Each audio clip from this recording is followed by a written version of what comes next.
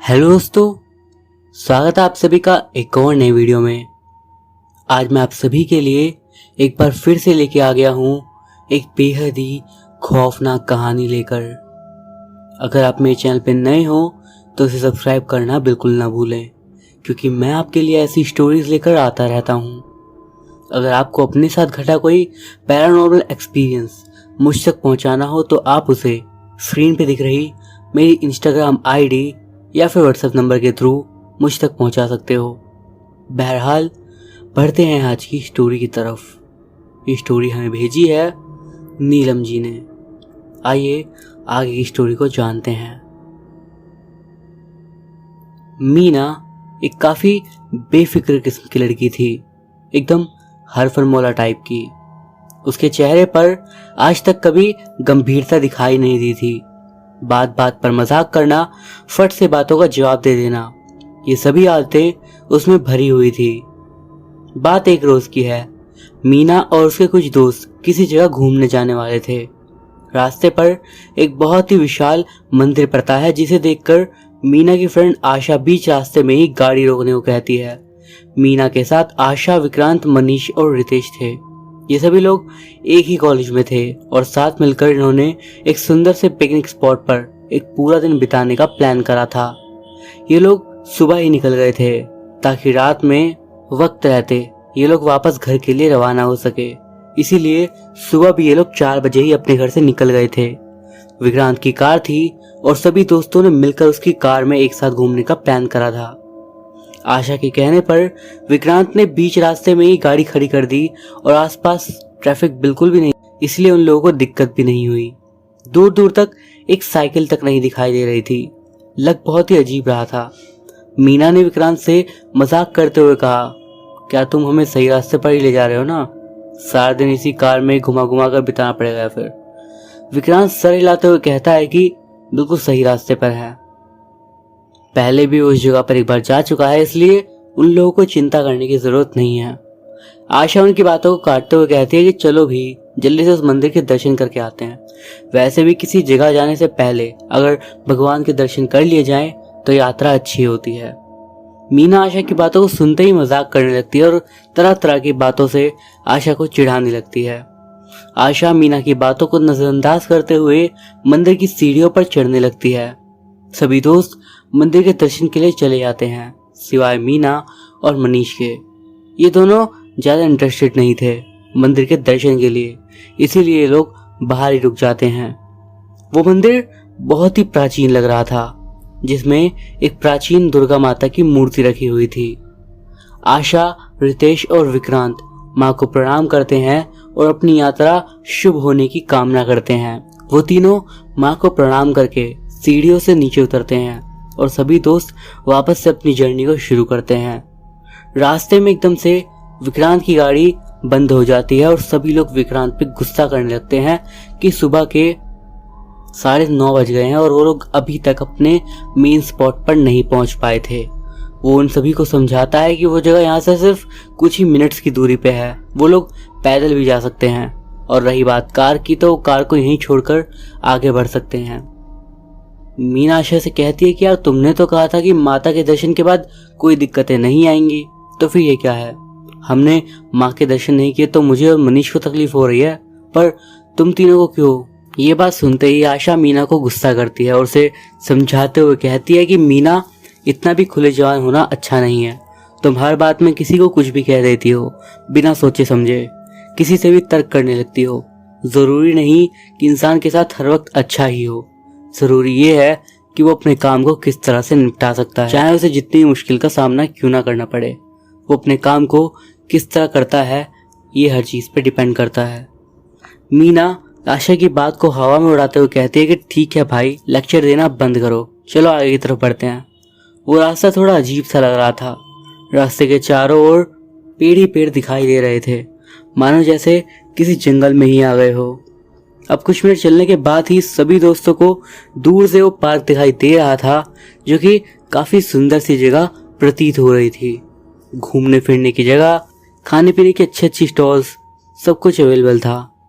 मनीष सभी से कहता है कि अरे यार जल्दी करो, बहुत जोर की भूख लग रही है और वेट नहीं हो पा रहा है। सभी लोगों ने अपने कदम तेजी से बढ़ा लिए और वो लोग भी जा ही रहे थे कि अचानक से पीछे से कुछ आवाज सी आई। अरे भाई मुझे भी साथ ले लो, मैं ही भूखा हूँ। एक पल के लिए सभी दोस्तों ने एक साथ पीछे मुड़कर देखा, बट वहां पे उन्हें कोई नहीं दिखा। विक्रांत आगे बढ़कर इधर उधर देखने लगा और कौतूहल भरे स्वर में कहा, तुमने सुना क्या? सच बताओ, क्या तुम सभी ने वो सुना? सभी ने हाँ में जवाब दिया और कहा कि हमने भी सुना। कोई बोल रहा था, मुझे भी साथ ले चलो। आशा बहुत ही घबरा गई थी और डर के मारे उसका हाल बुरा हो गया था।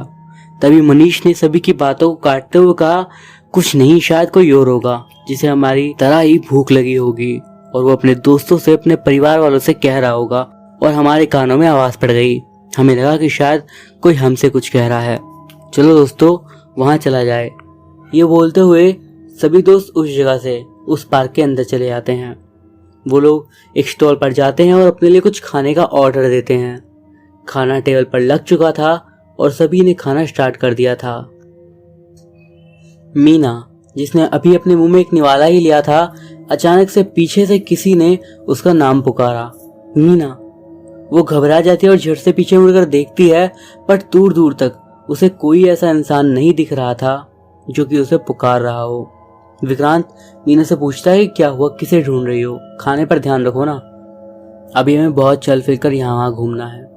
मीना ने किसी से कुछ भी नहीं कहा, क्योंकि वो जानती थी अगर वो कुछ कहेगी भी तो कोई उसकी बात का ट्रस्ट नहीं करेगा और उसका मजाक जरूर उड़ाएंगे।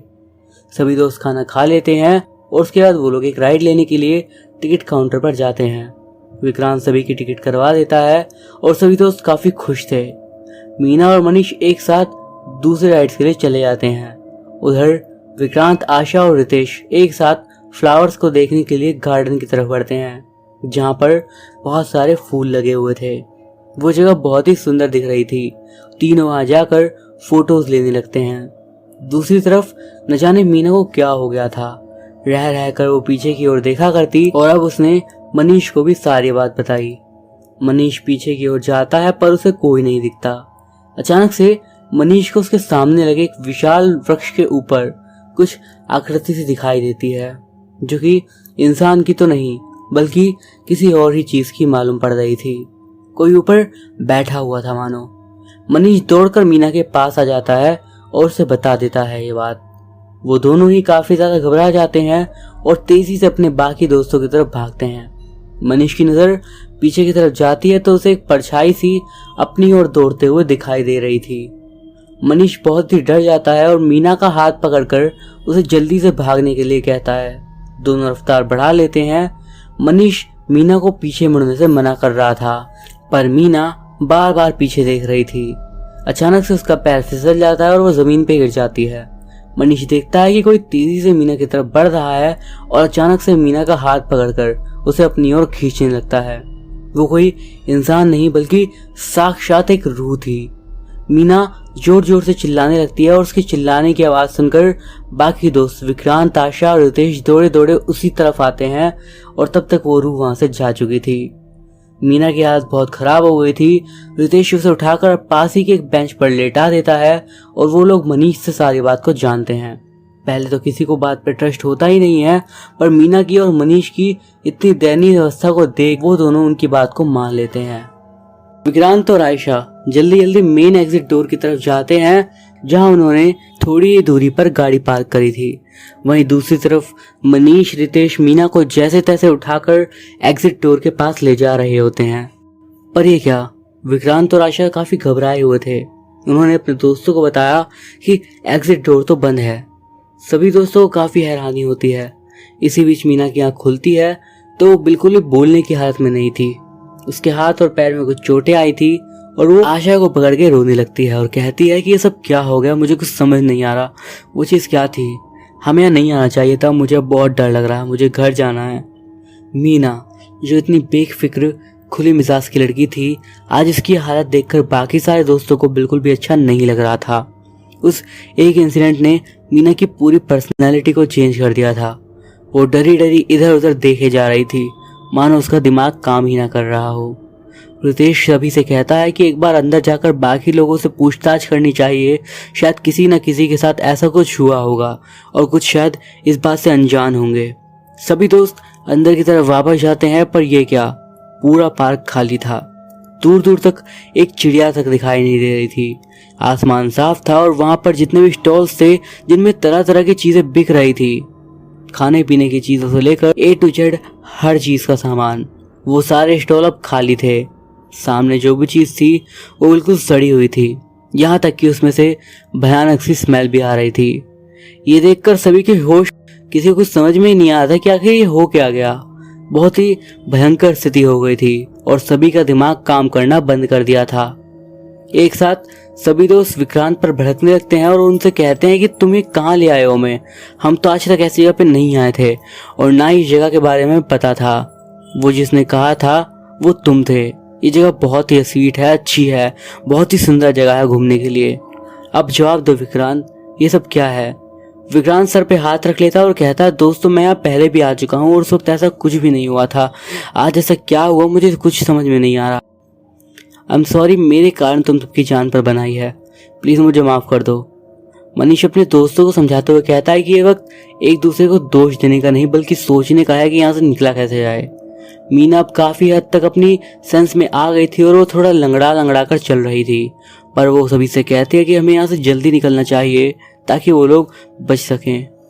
वो लोग एग्जिट गेट की तरफ जाते हैं, तभी उनके होश उड़ जाते हैं क्योंकि उस गेट पर एक बहुत बड़ा सा ताला दिख रहा था और थोड़ी देर पहले ऐसा कुछ भी वहां पे नहीं था। फिर ये क्या था, अचानक से इस ताले को उस दरवाजे पर कौन लगा गया और उस लॉक को खोलने की कोशिश वो लोग बहुत करते हैं लेकिन दरवाजा टस से मस नहीं हो रहा था। ऐसा लग रहा था जैसे उन बड़े बड़े लोहे के गेट को किसी ने बहुत ही मजबूत गम से चिपका दिया हो। क्या मजाल वो थोड़ा सा भी हिल जाए। सभी के मन में अब दहशत फैल गई थी। सबके मन में अलग अलग ख्याल आ रहे थे।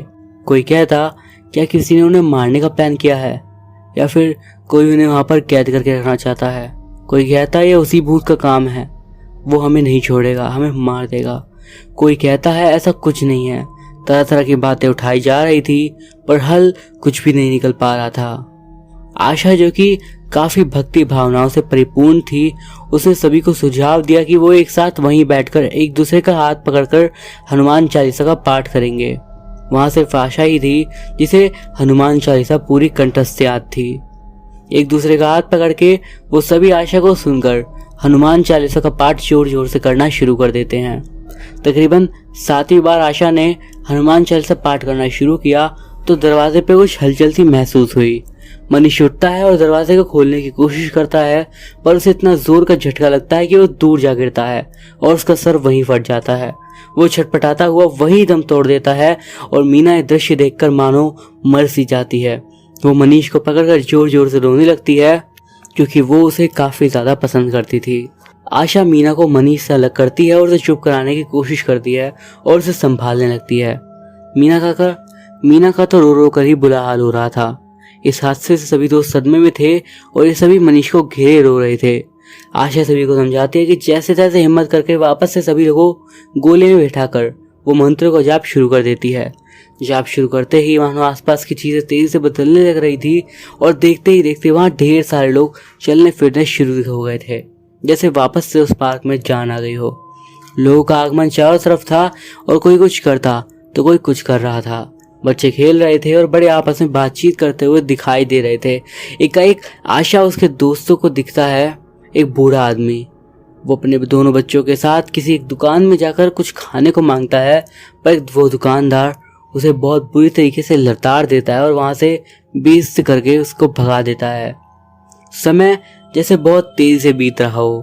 आसपास की चीजें बहुत तेजी से बदल रही थी, मानो ये सारे दृश्य कोई अनजानी ताकत उन्हें दिखला रही हो। उन्हें दिखता है कि वो बूढ़ा आदमी और उसके बच्चे उसी खाने के स्टॉल के बाहर धूप में बैठे बैठे अपना दम तोड़ देते हैं और पार्क का मालिक उनकी लाशों को बाहर कूड़ेदान की तरफ फेंकवा देता है, ये कहकर कि कूड़ेदान वाले आएंगे तो वही समझे, वही इनका कुछ करेंगे, मुझे इनसे कोई लेना देना नहीं।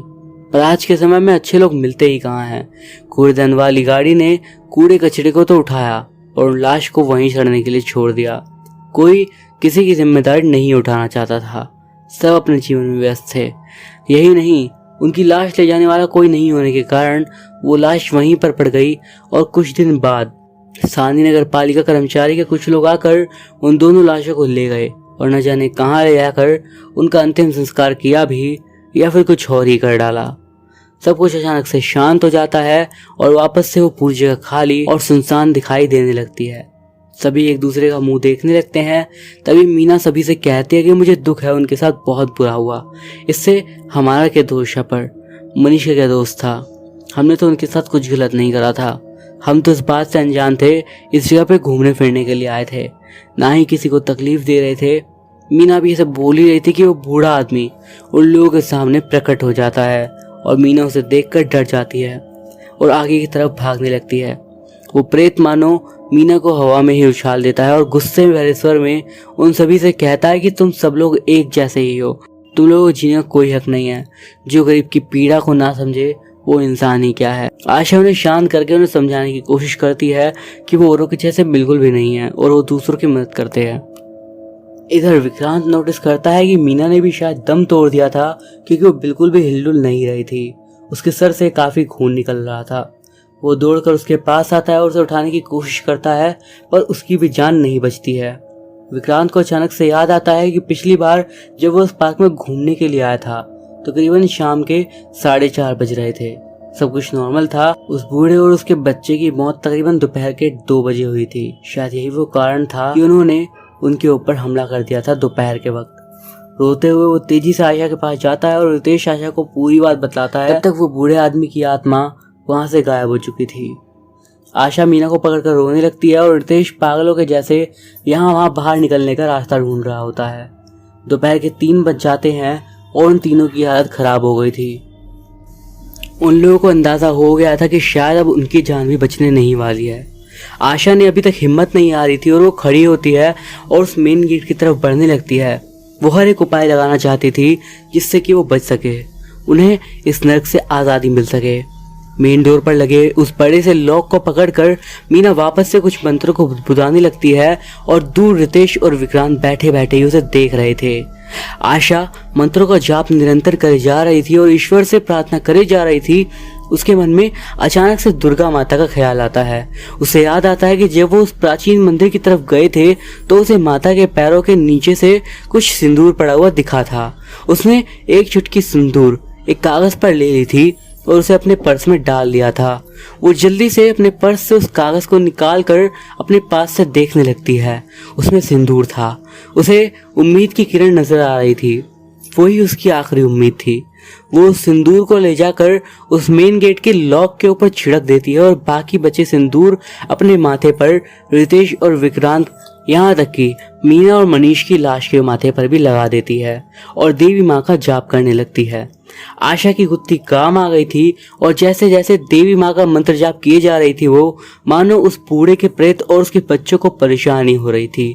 वो लोग उनके आसपास दौड़ रहे थे, उन्हें मारने के लिए पास आ रहे थे, लेकिन उन्हें छू नहीं पा रहे।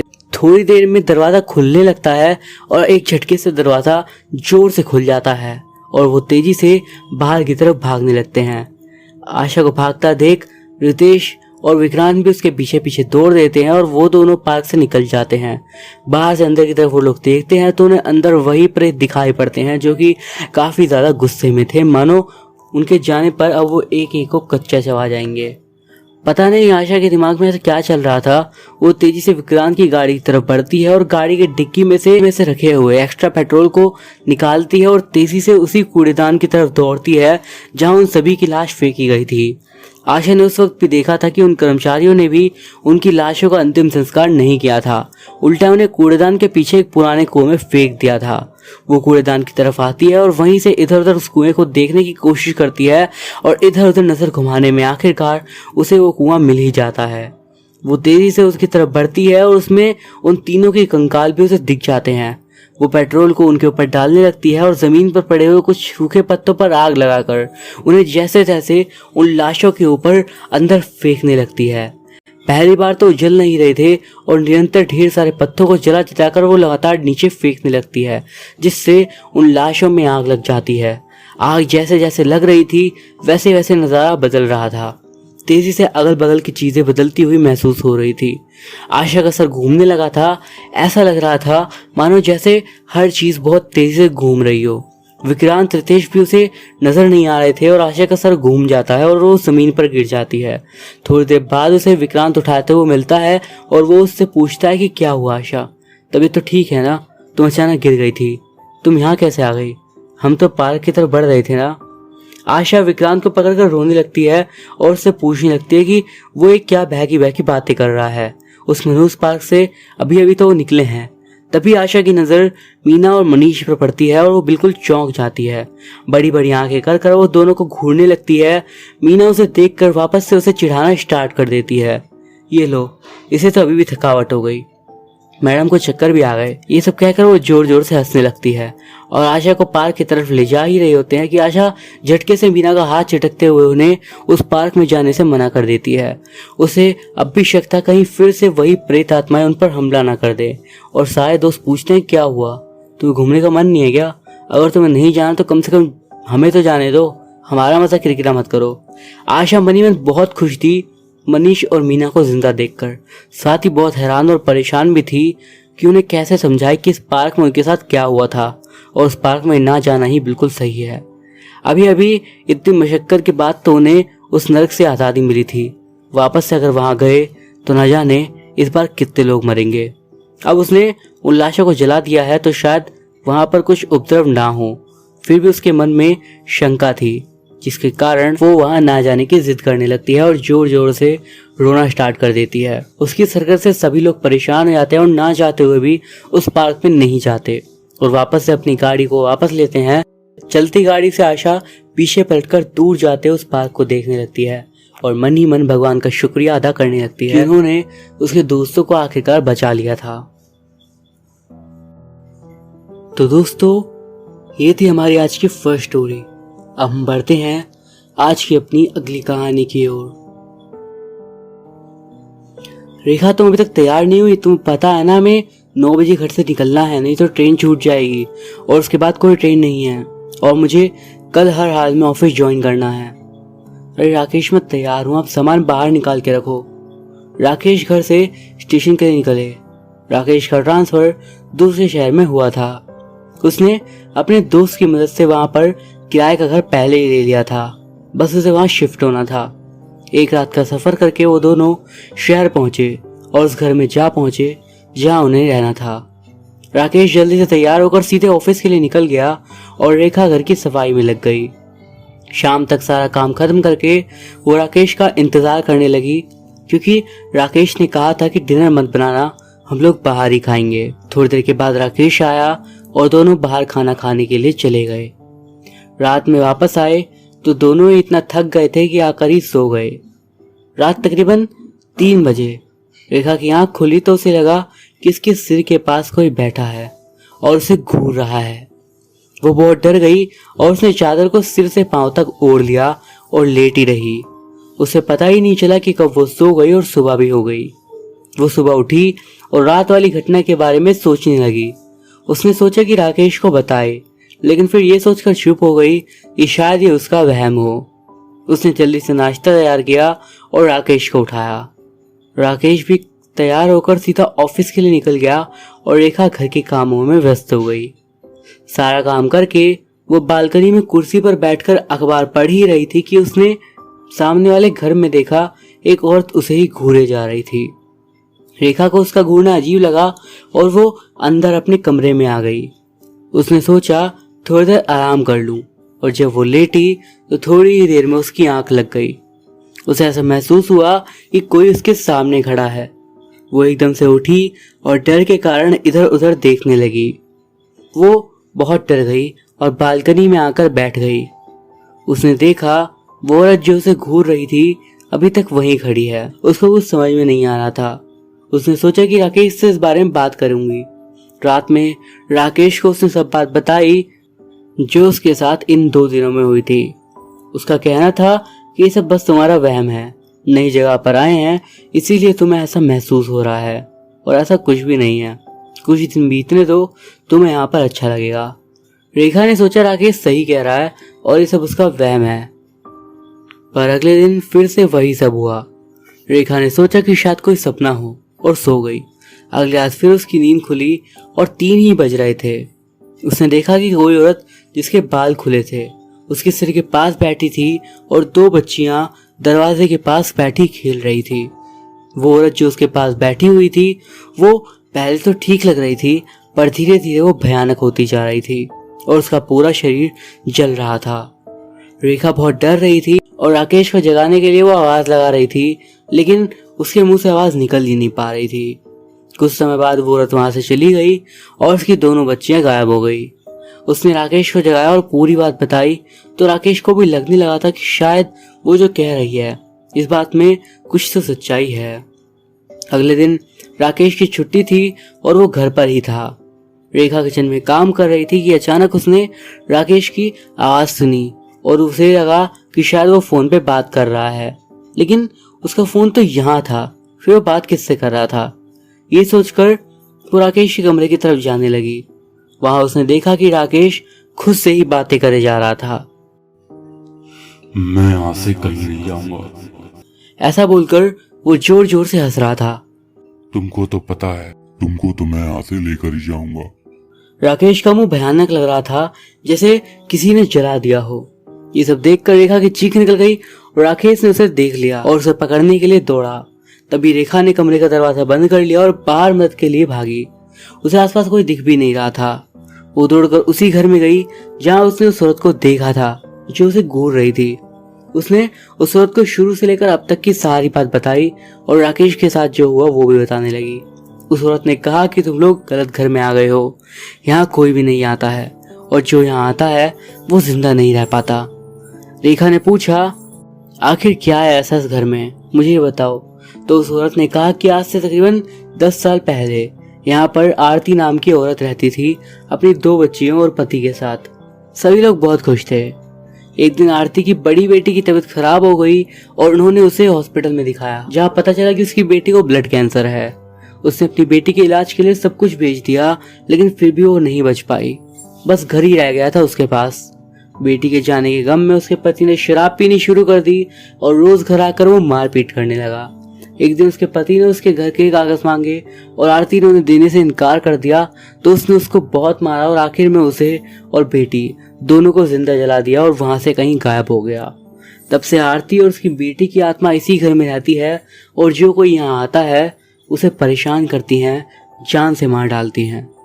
रेखा ने कहा, मेरे पति को प्लीज बचा लीजिए, कोई तो रास्ता होगा। तो उस औरत ने कहा कि मेरे साथ चलो, एक रास्ता है।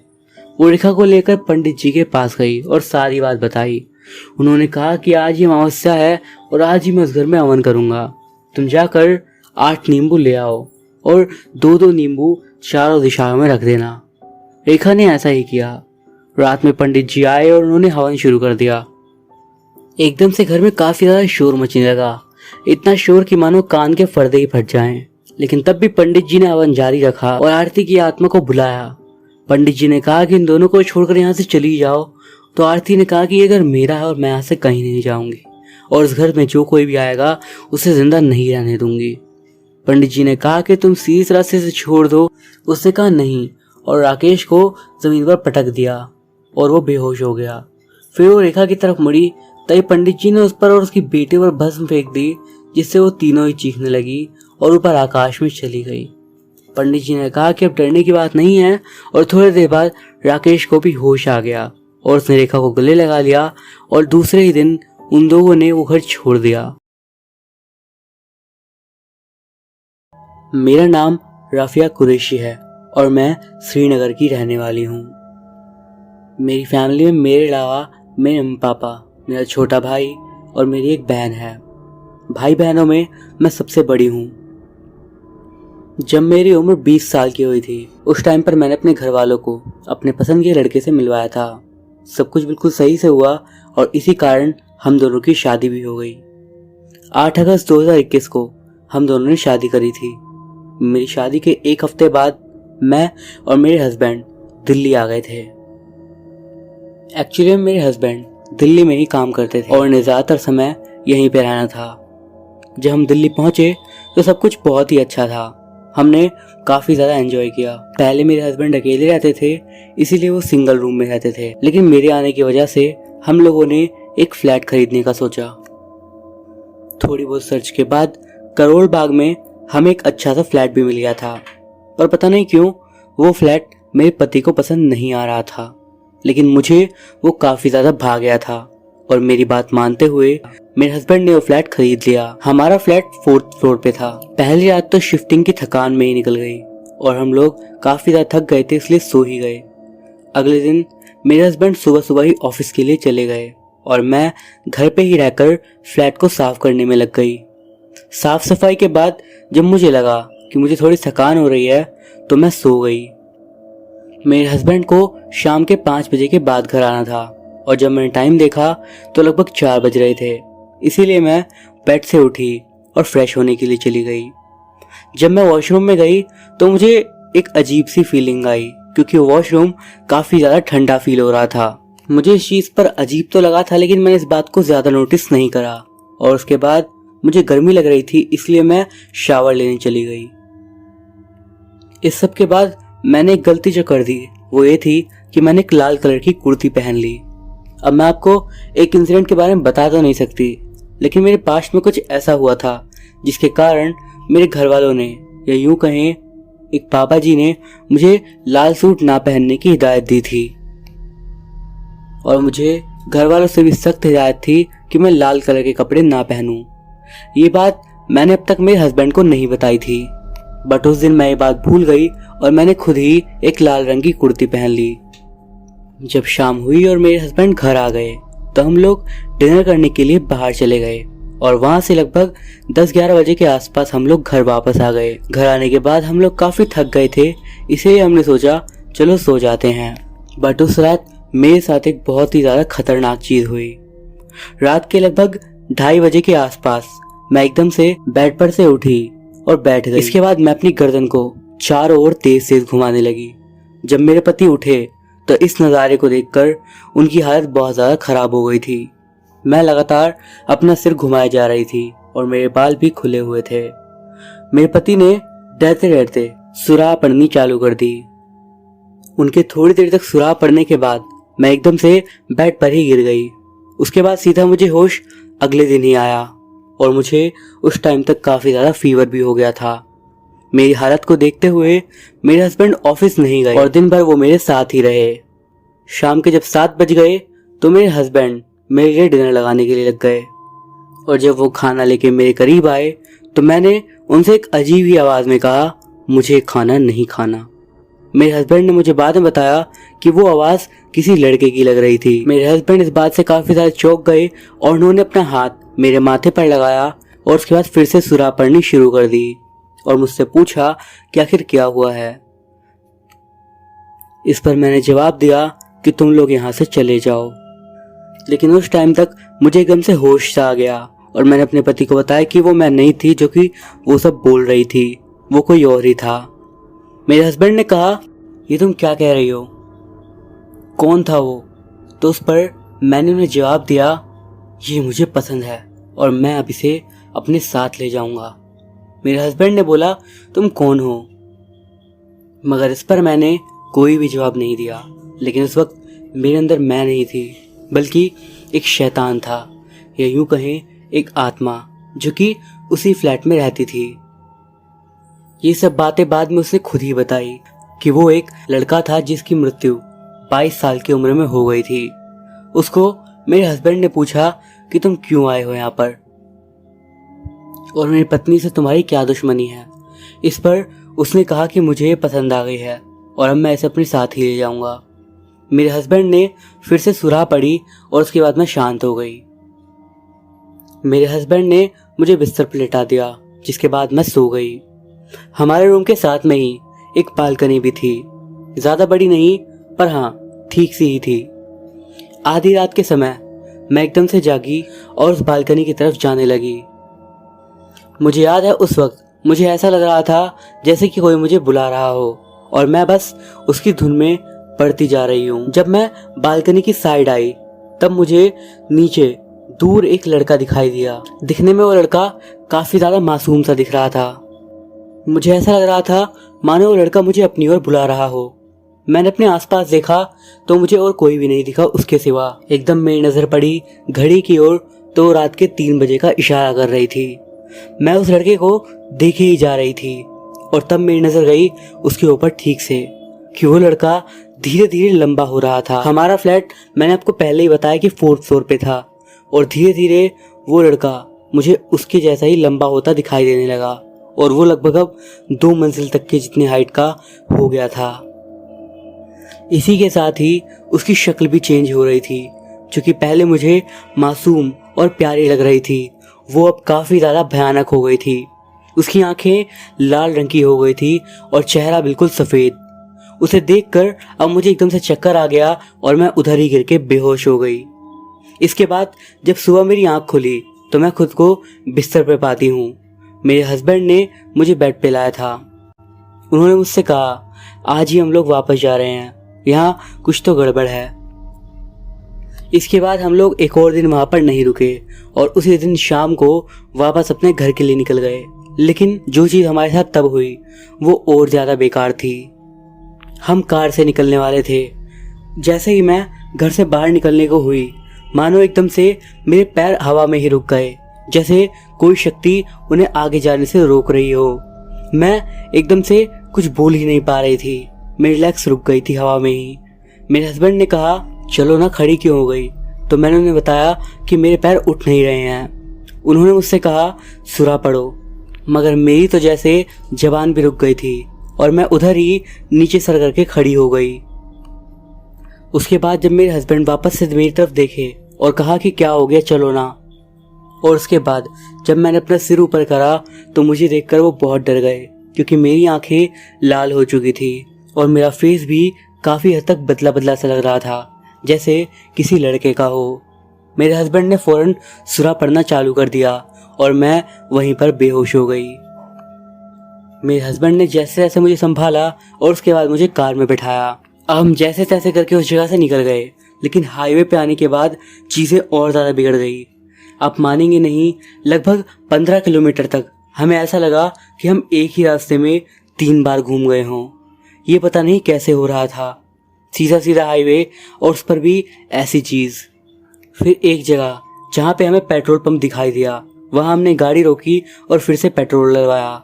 उसके बाद मेरे पति बिस्मिल्लाह करके वापस से गाड़ी में आए और उसके बाद जब हम वहाँ से निकले तो हम सही सलामत कश्मीर पहुँच गए।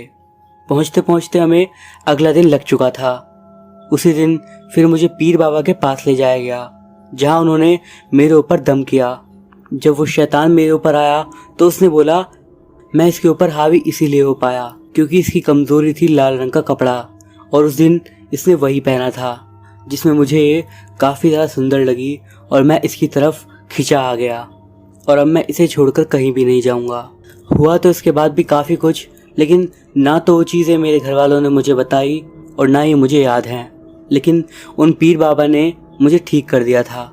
उन्होंने मेरे अंदर से वो चीज़ बाहर निकाल दी और उसके बाद मुझे एक तावीज़ दिया और मुझसे कहा कि आज के बाद फिर से कभी भी लाल कपड़ा मत पहनना। तब से लेके अब तक मैं बिल्कुल ठीक हूँ, लेकिन मेरे साथ ये सब जो हुआ था, इस सब को तो मैं शायद ही कभी ज़िंदगी में भूल पाऊंगी। तो दोस्तों, ये थी हमारी आज की फर्स्ट स्टोरी। अब हम बढ़ते हैं आज की अपनी सेकंड स्टोरी की तरफ, जो कि इंटरनेट पर एक यूज़र ने पोस्ट करी थी। आइए आगे की स्टोरी को उन्हीं के पॉइंट ऑफ व्यू से जानते हैं। पिछले साल लगभग 6 महीने के लिए मैं जापान में गया था। मैंने ऐसा इसलिए किया क्योंकि काम भरी दुनिया से मैं काफ़ी ज़्यादा बोर हो गया था और थोड़ा अलग रहना चाहता था दुनिया से। अगर आप एक राइटर हो तो आप मेरी इस बात से सहमत ज़रूर होंगे, क्योंकि हम लोगों के दिमाग में कुछ भी चीज़ छोटी सी आती है तो हम लोगों की पूरी स्टोरी का आइडिया ख़राब हो जाता है। आप हमेशा कुछ अलग करना चाहते हो, हाँ, लेकिन वो सेफ ज़रूर होना चाहिए। इसीलिए मैंने स्काई डाइविंग या फिर पहाड़ चढ़ना नहीं चूज़ करा। वहाँ रहे हुए मुझे 2 महीने हुए थे जब पहली मौत हुई। मैं उस टाइम तक ठीक से सेटल हो चुका था और अपनी नॉवल पे लगातार काम कर रहा था। 2 महीने तक लगातार लिखने के बाद मुझे ऐसा फील हुआ कि मुझे अब थोड़ा अलग चाहिए कुछ, और मैंने सोचा क्यों ना मैं रात के समय जापान में थोड़ा घूमूं। मैंने थोड़ा सर्च करा तो मुझे एक छोटे और एक अच्छे से क्लब के बारे में पता लग गया, जो कि काफ़ी ज़्यादा जेन्युइन लग रहा था। जब मैं उस जगह पे गया तो मुझे एक लड़की मिली जो कि काफ़ी ज़्यादा सुंदर भी थी। उससे मेरी बात स्टार्ट हो गई और जल्दी हम लोग साथ में शराब पीने लगे। उसके बाद की ज़्यादा चीज़ें मुझे कुछ खास याद नहीं है, बस इतना याद है कि उसने मुझसे लिफ्ट मांगी थी और मैंने भी कहा था कि ठीक है मैं तुम्हें छोड़ दूंगा, बट मैं शायद उसे अपने घर में ही ले आया था और हम दोनों मेरे ही घर में सो गए थे। मेरे घर में एक सोफे पे मैं पड़ा था तो दूसरे पर वो सोई हुई थी। अगली सुबह जब मेरी आंख खुली तो सिर काफ़ी भारी सा लग रहा था। मैंने अपने आसपास देखा तो देखा कि वो लड़की अब भी सोई हुई थी। मैं आपको शायद बताना भूल गया कि मेरा घर एक अपार्टमेंट बिल्डिंग में है और 11th फ्लोर पे है। ये मैं आपको क्यों बता रहा हूँ आपको भी पता लग जाएगा। जब मैं उस लड़की को देख ही रहा था थोड़ी ही देर में वो उठ भी गई और उठने के बाद मैंने उसे गुड मॉर्निंग जैसे ही बोला उसने मेरी बात का कोई जवाब नहीं दिया और उठ के बालकनी की तरफ जाने लगी। उसके चेहरे के एक्सप्रेशन एकदम बदले से हुए थे। इसके बाद तो जो उसने करा उससे मैं दंग रह गया। वो एकदम से बालकनी के पास गई और सीधा वहां से नीचे कूद गई। मुझे यकीन भी नहीं हुआ कि मेरी आंखों के सामने क्या हो गया। मुझे मानो कुछ भी महसूस होना ही बंद हो गया। मुझे समझ में नहीं आया कि आखिर मैं करूँ तो करूँ क्या, लेकिन काफ़ी ज़्यादा घबराते हुए मैंने पुलिस को बुला लिया। खैर ये मेरे लिए कोई खास अच्छी बात नहीं थी क्योंकि मैं एक फॉरेनर था और अब उनके लिए मैं एक सबसे बड़ा सस्पेक्ट भी हो गया था। पुलिस ने मुझे काफ़ी देर तक कई सारे सवाल पूछे। मेरे अपार्टमेंट में पूरी छानबीन कर ली। सबूत ढूंढने के लिए उन्होंने पूरी जान लगा दी ताकि वो लोग मुझे अंदर कर सके, लेकिन उन्हें कुछ भी नहीं मिल पाया और कुछ ही हफ्तों बाद मुझे पुलिस से कम राहत मिली गई थी। लेकिन जो ये चीज़ हुई थी इसने मेंटली मेरे दिमाग को काफ़ी ज़्यादा तंग कर दिया था। लेकिन अगली मौत इसके कुछ ही समय बाद हो गई थी। जब मैं वापस पुलिस स्टेशन से अपने घर आया, एक लड़की जो कि हमारे सामने वाले अपार्टमेंट में रहती थी उसने खुद को फांसी लगा ली। क्यों, वजह किसी को भी नहीं पता। हालांकि इस बार उसकी मौत में मैं इन्वॉल्व नहीं था, लेकिन कुछ तो माइंड में आ गया था। लगभग चौथा महीना था मेरा जापान में जब पुलिस ने मुझे बुलाया उस लड़की की डेथ का रीज़न बताने के लिए। उन्होंने मुझे बताया कि उस लड़की ने एक नई तरह की ड्रग ली थी, एक ऐसी ड्रग जो कि इल्लीगल थी और दिमाग पे काफ़ी ज़्यादा गलत असर डाल रही थी। वो ड्रग उस क्लब में यूथ को दी जा रही थी। हालांकि अब पुलिस ने उसके मैन्युफैक्चरर को पकड़ लिया है और हर चीज़ को बंद कर दिया है। इसके कुछ ही समय बाद तीसरी मौत हो गई और ये मौत काफ़ी दर्दनाक थी।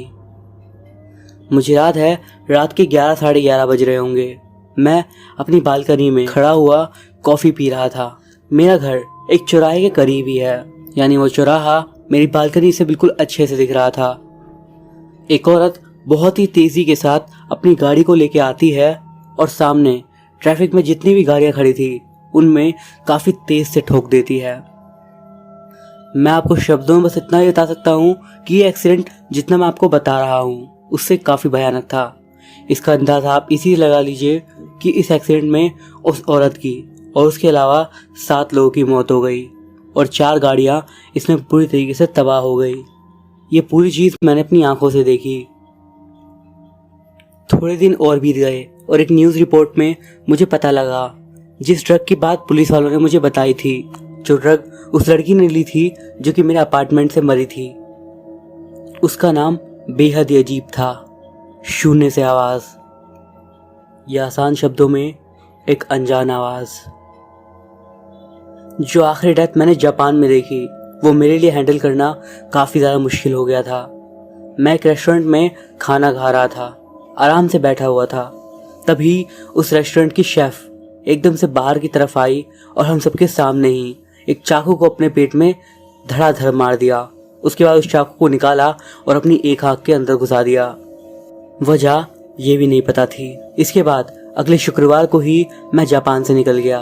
मैंने अपना सारा सामान पैक करा और निकल गया अपने होम टाउन के लिए साउथ अफ्रीका में। हालांकि इस समय तक मैंने अपनी किताब का काम लगभग पूरा कर दिया था और मैं बस इसे पब्लिश करवाने की सोच ही रहा था, लेकिन ये कभी भी पब्लिश हो ही नहीं पाई। मुझे याद है मेरी जो प्रिंटिंग प्रेस की एजेंट थी उसने मुझे वहाँ पर बुलाया था ताकि हम लोग फर्स्ट बुक का प्रिंट डिसाइड कर सकें। और जब मैं वहाँ पे गया तो वो मेरे सामने ही सीधा पेपर काटने वाली मशीन के अंदर घुस गई न जाने कैसे, खुद ही जाकर। ऐसा लगा जैसे कि किसी अनजान शक्ति ने उसे उसके अंदर फेंक दिया हो। मेरे आसपास ऐसे ही इसी तरीके से और कई लोगों की मौत होना शुरू हो गई। लोग हद से ज़्यादा अजीब तरीके से मर रहे थे। लगभग 19 लोग मर चुके थे जब तक मुझे समझ आया कि आखिर ये हो क्या रहा है।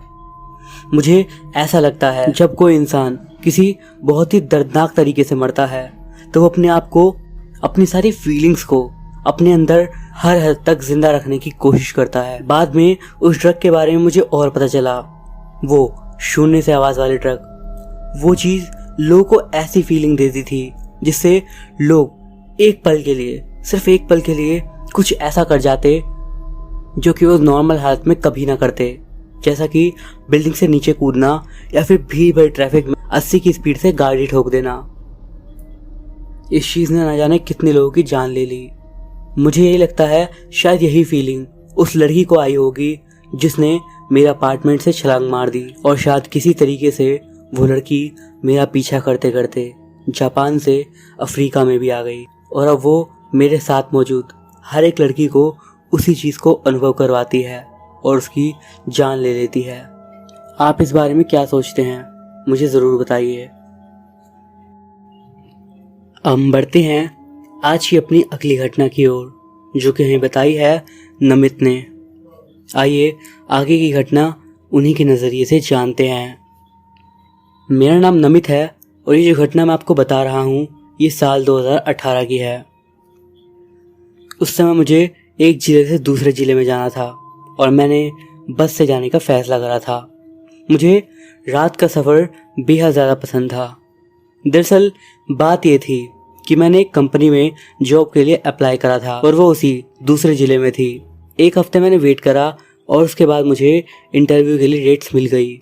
जैसे ही मुझे इंटरव्यू लेटर मिला मैंने फ़ौरन कुछ अपना ज़रूरी सामान पैक कर लिया और उसके बाद एक कॉल करके बस में एक सीट बुक करवा ली और अपने मम्मी पापा को बाय कह के घर से टाइम पे निकल गया। शाम से लेकर रात के 10-11 बजे तक का सफ़र एकदम अच्छे से निकल गया और उसके बाद लगभग आधी रात हो गई जब बस एक ढाबे के पास आके रुक गई। कंडक्टर ने काफ़ी तेज़ आवाज़ में चिल्लाया, जिसको भी वॉशरूम जाना हो या कुछ खाना हो ढाबे पे उतर के खा लो। ज़्यादातर जितने भी लोग थे बस में सभी उतर गए। सभी के सभी आधी नींद में ही थे। उतरने के बाद सभी ने अपना मुंह धोया और कुछ खाने को ऑर्डर करा। मैंने भी ऐसा ही करा। खाना खाने के बाद जब मैंने अपना बिल पे कर दिया उसके बाद मैं ढाबे से बाहर की तरफ आया एक सिगरेट पीने के लिए। जब मैं सिगरेट पी ही रहा था तभी मेरी नज़र गई एक साए जैसी चीज़ पर, जो कि मुझे सामने एक आम के पेड़ के पास दिख रही थी। पहले मैंने उसकी ओर ज़्यादा ध्यान नहीं दिया, बट जब कुछ मिनट हो गए तब मुझे एक बहुत ही अजीब सी फीलिंग आने लगी, मानो कोई देख रहा हो, और ये फीलिंग बहुत ही ज़्यादा इंटेंस थी। कुछ ही सेकंड और बीते होंगे जब मुझे इस बात का रियलाइज़ हुआ कि उस पेड़ के नीचे कुछ तो गड़बड़ थी। जैसे जैसे मेरा शक बढ़ रहा था मैं वैसे वैसे उस पेड़ की ओर और ज़्यादा ध्यान से देख रहा था। ऐसा लग रहा था कि कोई अनजान चीज़ उसी जगह से मेरे को लगातार निहारे जा रही हो। मैं उस पेड़ की ओर कुछ कदम आगे बढ़ा और रुक गया, ये मानते हुए कि मैं लगभग एक सेफ दूरी पर हूँ। पेड़ और मेरे बीच का फासला अब लगभग 10 फीट का होगा। सब कुछ बिल्कुल साफ तो नहीं, पर मैं पेड़ के पीछे की सराउंडिंग्स देख पा रहा था, क्योंकि उसके पीछे ही एक स्ट्रीट लाइट लग रही थी जो कि ज़्यादा दूर नहीं थी। मैं उस पेड़ को ध्यान से देख ही रहा था कि एकदम से मुझे किसी के पत्तों पे चलने की आवाज़ आई, एकदम तेज से। अब मुझे अच्छे से पता था कि मेरे आसपास बिल्कुल भी कोई भी नहीं था, क्योंकि सभी लोग ढाबे वाली साइड थे और मैंने भी देखा भी था कि मेरे आसपास कोई भी नहीं है। मैं घबरा गया और सीधा राम जी का नाम लेने लगा। 1 मिनट बीता होगा मुझे ऐसा करते हुए। फिर मैं रुका और एक बार फिर से उस पेड़ की एक टहनी की ओर देखने लगा, जो कि मेरी दाहिनी ओर थी। जो मैंने देखा उसे देखकर तो मैं फिर कांप ही गया। मैंने देखा उस पेड़ के नीचे एक लड़की दिख रही थी, जो कि मुझे घूर रही थी और मुझे देख के मुस्कुरा भी रही थी। उसके बाल बिल्कुल हवा ना चलते हुए भी हल्के हल्के लहरा से रहे थे। उसका चेहरा देखकर ऐसा लग रहा था कि शायद वो बात करने की कोशिश कर रही हो। मैं उस जगह पे और ज्यादा रुक ही नहीं पाया और एकदम डर के मारे काफ़ी तेज़ी से उल्टे कदम भागा। सीधा जाकर फिर मैं अपनी बस में बैठ गया। साल 2018 से 2022 आ गया है और उसके बाद से ऐसी कई बार घटनाएं हुई हैं जब मुझे वही लड़की बार बार दिखती हो। मानो या तो मेरा दिमाग उस लड़की को भूल नहीं पा रहा है या शायद वो लड़की मुझे खुद ही दिखती है। आपको क्या लगता है वो क्या हो सकती है और मुझे इस चीज़ से छुटकारा कैसे मिल सकता है? अब तक मुझे उस चीज़ ने नुकसान बिल्कुल भी नहीं पहुंचाया है, पर मुझे एक डर हमेशा बना रहता है। अगर मैंने इसके बारे में अपने घर वालों को बताया या फिर कोई पूजा करवाने की कोशिश करी तो कहीं वो मुझे या मेरे घर वालों को नुकसान पहुंचाने की कोशिश ना करे। इसी के साथ अब हम बढ़ते हैं आज की अपनी आखिरी कहानी की ओर। गर्म कंबल को परे धकेलते हुए तृप्ति अंगड़ाई लेती हुई बेड पर बैठ गई। गर्दन को इधर उधर हिलाया और फिर नजर पड़ी पास ही में रखी ठंडी हो चुकी चाय पर। अरे यार, ये मुझे ठीक से उठाते क्यों नहीं? तृप्ति ने चाय का गिलास उठाया और कमरे से बाहर निकल आई। आज फिर देर हो जाएगी। तृप्ति फटाफट चाय गर्म करती हुई खुद से ही बोली।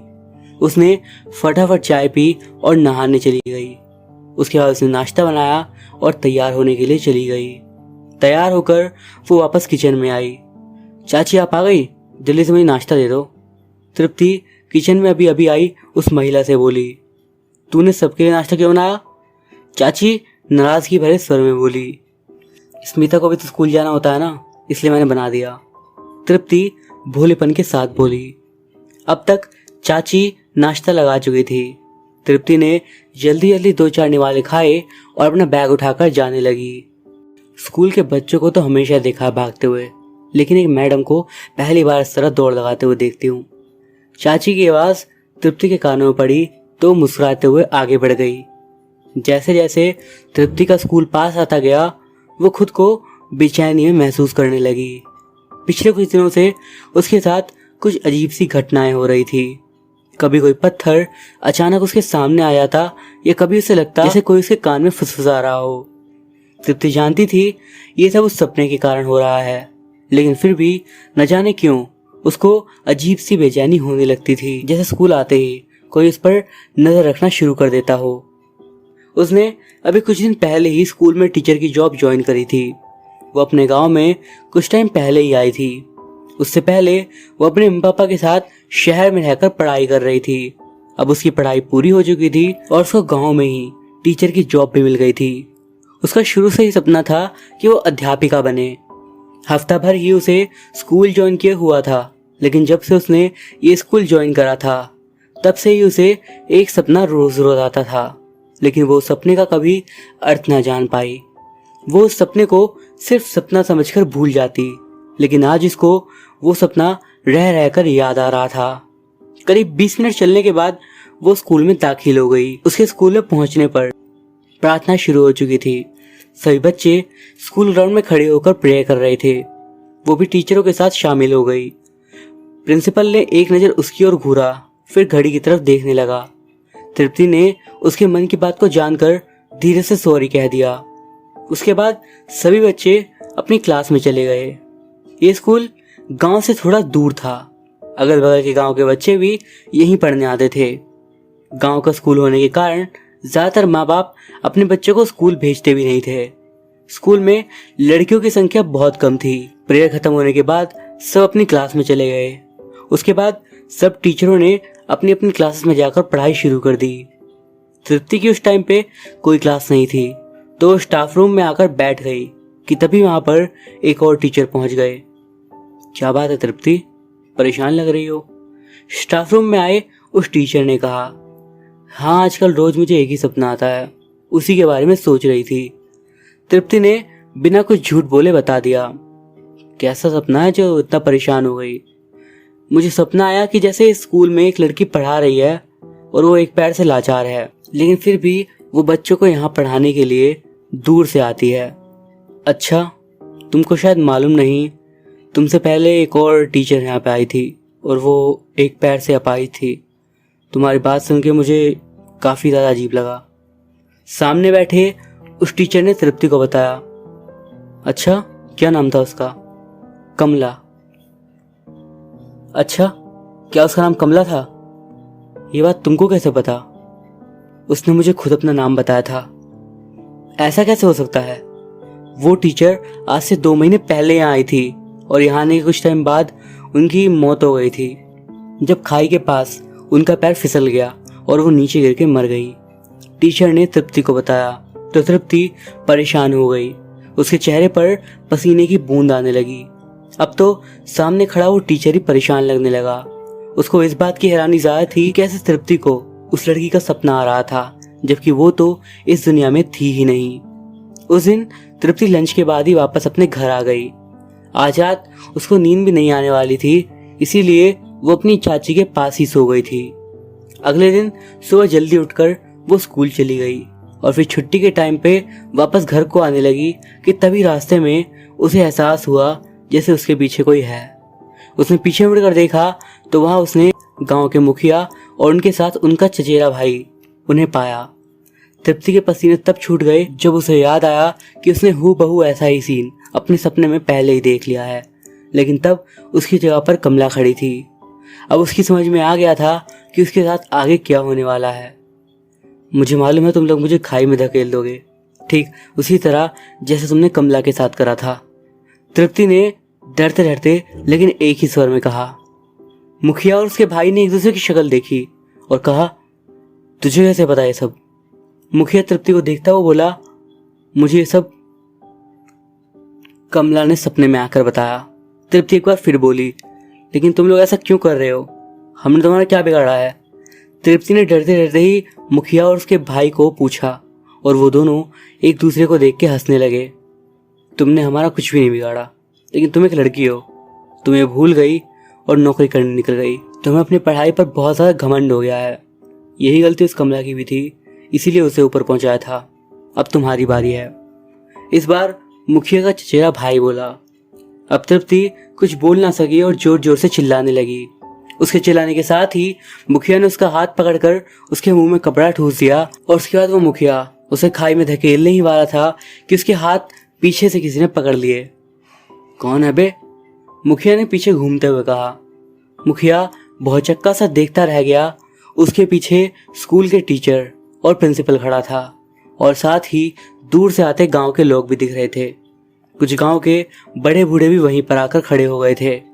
सभी ने गांव के मुखिया और उसके चचेरे भाई को बहुत बातें सुनाई और उसके बाद पुलिस को फोन करके उन्हें उनके हवाले कर दिया। ये सब हो जाने के बाद तृप्ति ने अपने स्कूल के स्टाफ और प्रिंसिपल को थैंक यू कहा। सर, मैं आप लोगों के आभारी हूँ जो आपने मेरी बात पर विश्वास किया। मैम, शायद हम आपकी बात पर यकीन नहीं करते, लेकिन जब आपने कमला की बात बताई और उसका नाम भी आपने बता दिया तो मुझे आपकी बात पर यकीन करना ही पड़ा, क्योंकि आप यहाँ पे नहीं आई थी, आप यहाँ के बारे में इतना ज़्यादा नहीं जानती थी, तो आप कमला के बारे में कैसे बता देती? एक टीचर ने तृप्ति से कहा।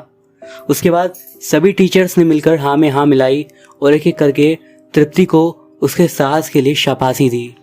इसके बाद तृप्ति को फिर से कमला कभी भी नहीं दिखाई दी और उसने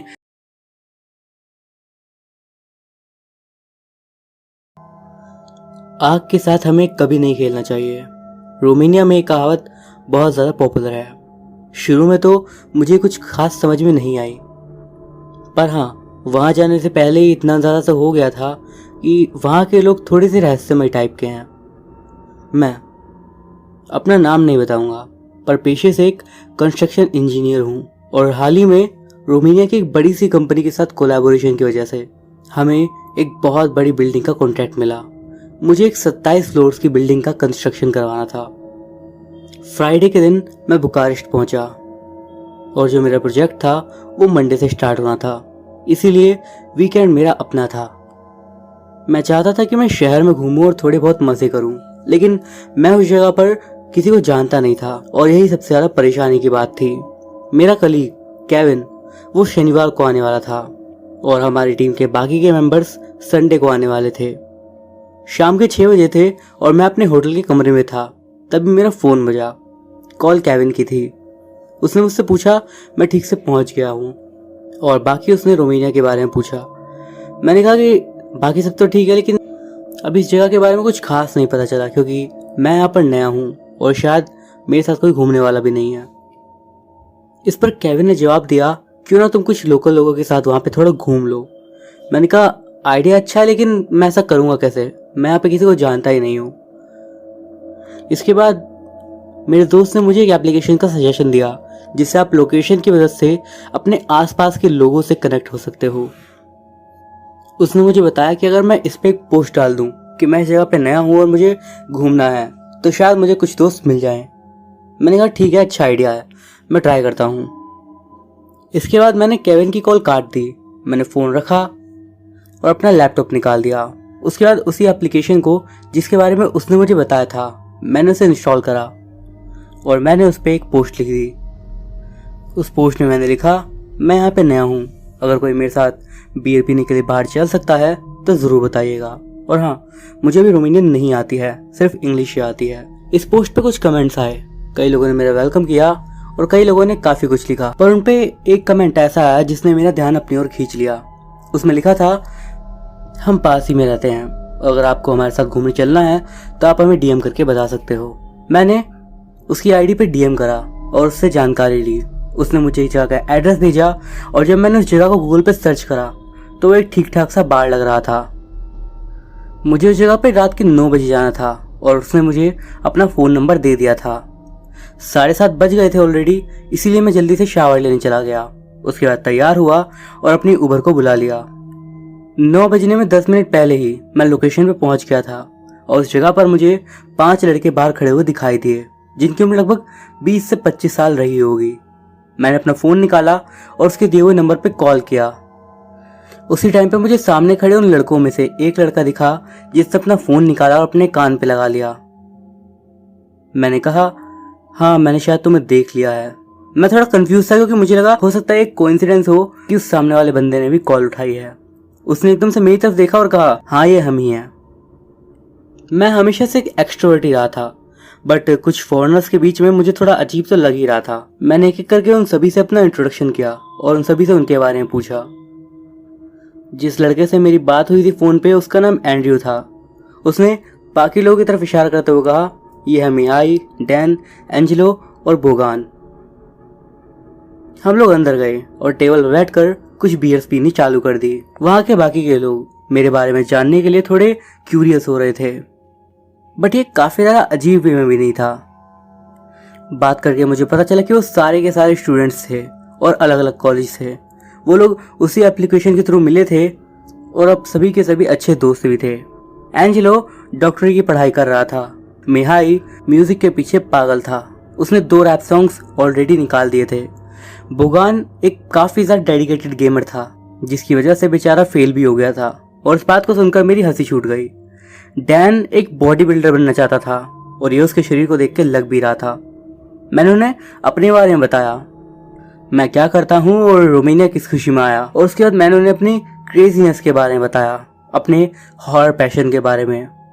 उसके बाद उसने जवाब दिया, अगर तुम्हें भूतिया चीज़ें पसंद है तो हमारे यहाँ पर एक भूतिया लेक है, बुकारेस्ट से थोड़ा आगे, उसे चुड़ैलों का तालाब कहते हैं। एंजेलो ने कहा। थोड़ा रुकने के बाद उसने फिर कंटिन्यू किया, ऐसा कहा जाता है कि रात के समय चुड़ैलें वहाँ पर काला जादू करती हैं और अगर आप उस समय उस जगह पर जाओगे तो कुछ न कुछ बुरा होगा। यहाँ तक कि उस तालाब से जानवर भी पानी नहीं पीते हैं। मैंने कहा, ओ सच में? ऐसी कहानियों के बारे में सुन के मुझे बहुत ज़्यादा एक्साइटमेंट होती है, लेकिन मैं कभी ऐसी जगह पर जा नहीं पाया। इतने में ही बोगान ने बोला, जाना चाहोगे उस जगह पर? एंड्रू थोड़ा सा हंसा और अपनी बियर को टेबल पे रखते हुए बोला, बुकारेस्ट से 15 किलोमीटर है, जंगल के बीचों बीच। हम लोग यहाँ बचपन से रह रहे हैं, बट हमने वहाँ पे कभी जाने का नहीं सोचा। तुम्हें क्या लगता है, बियर पीने के बाद वहाँ चलना चाहिए? सबसे पहला ख्याल मेरे मन में जो आया वो था नहीं, क्योंकि मैं उन लोगों पे कैसे भरोसा कर सकता था जिनसे मैं बस 2 घंटे पहले ही मिला था। लेकिन हाँ, थोड़ी सी बातचीत करने के बाद मुझे इतना तो यकीन हो गया था कि वो लोग खतरनाक तो बिल्कुल भी नहीं थे। तो मैंने पता नहीं कैसे कह दिया, चलो करते हैं। तो हम लोगों को उबर बुलानी चाहिए या किसी और चीज़ से वहाँ जाएंगे? चलो चलते हैं, पहले बाहर चलो, बोगान ने कहा। बाहर जाने के बाद बोगान ने अपने फ़ोन से 2 कैब्स बुक करी। उस जगह कोई एग्जैक्ट एड्रेस नहीं था, इसीलिए उसे एड्रेस मैनुअली डालना पड़ा। अंधेरा ऑलरेडी काफ़ी ज़्यादा हो गया था और मैं काफ़ी ज़्यादा एक्साइटेड था उस चीज़ के लिए जो कि अब मैं करने वाला था। अब तक की मेरी पूरी लाइफ काफ़ी ज़्यादा बोरिंग गई थी, बस काम काम और काम। लेकिन ज़िंदगी में पहली बार मैं ऐसा कुछ करने वाला था। दोनों ही गाड़ियाँ आ गई और मैं और एंड्रयू साथ में एंजेलो, हम तीनों एक साथ एक गाड़ी में बैठे। वहीं बोगान, मिहाई और डैन दूसरी कार में बैठ गए। ड्राइवर जब उस लोकेशन को देखा तो थोड़ा सा हैरानी भरी नज़रों से हमारी ओर देखने लगा, लेकिन हमने उसे इस बात का यकीन दिला दिया कि हम बस कुछ पिए हुए लड़के हैं जो कि उस जगह पर जाकर मजे करना चाहते हैं। लगभग 20 मिनट के बाद हमें उन्होंने जंगल के बाहर उतार दिया, क्योंकि उसके अंदर हमें पैदल ही जाना था, क्योंकि अंदर जाने का रास्ता सिर्फ पैदल लोगों के लिए ही था। जब हम उस जगह पर उतरे तो ये देखकर मेरी फट गई कि आगे कोई भी रोशनी नहीं थी, सिर्फ गाड़ी के हेडलाइट्स थी जिससे रोशनी आ रही थी। हम सभी इकट्ठा हुए और अपने फोन की फ्लैशलाइट जलाई और मिहाई ने फिर कहना शुरू करा, हम लोगों को आगे वाली साइड से जंगल के अंदर जाना होगा और उसके बाद 2 मिनट तक सीधा चलना होगा। कम से कम गूगल मैप्स तो यही कहता है। बाहर काफी ज़्यादा ठंडा सा लग रहा था और शांति काफी ज़्यादा थी, ऐसी शांति जो कि कुछ अपने अंदर ही छुपाए बैठी थी। मिहाई सबसे आगे जा रहा था और हम सब उसके पीछे। थोड़ी सी चढ़ाई के बाद हम लोग जंगल के अंदर घुस गए और उसके बाद हम उस तालाब की ओर जाने लगे।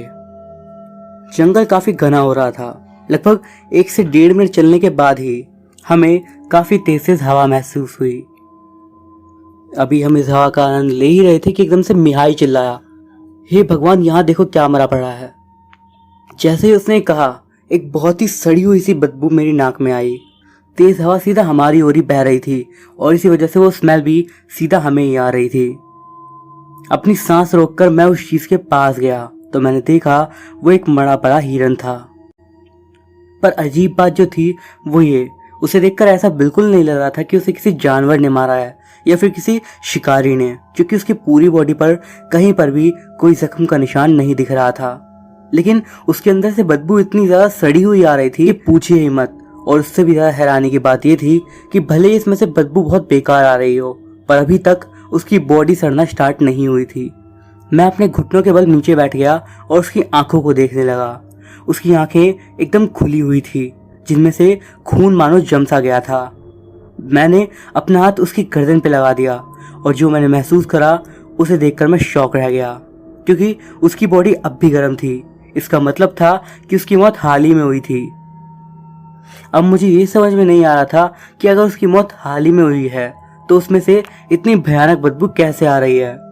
मैंने सोचा, लगता है यहाँ पे कोई और चीज भी मरी हुई है जिसमें से बदबू आ रही है।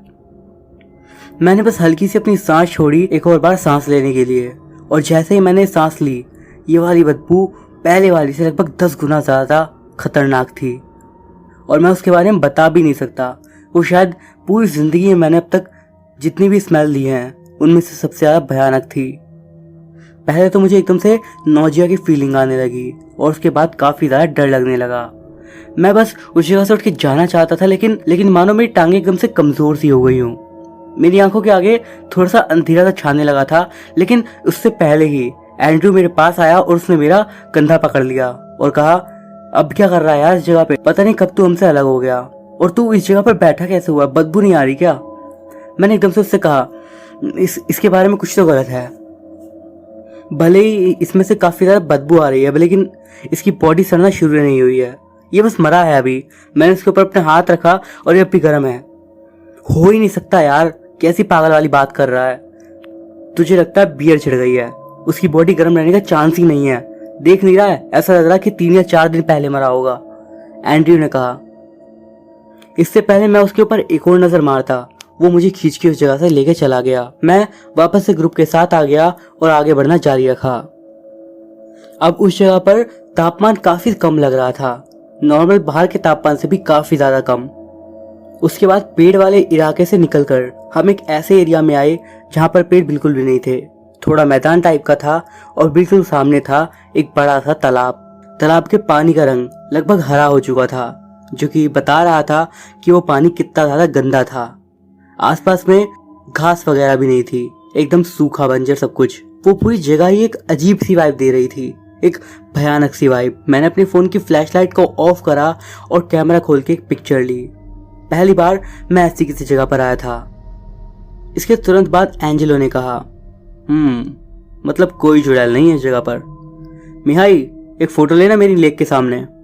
एंजेलो लेक की तरफ बढ़ते हुए बोला और उसके बाद जाके आगे खड़ा हो गया। अबे तू कैमरा में घुस जाएगा क्या?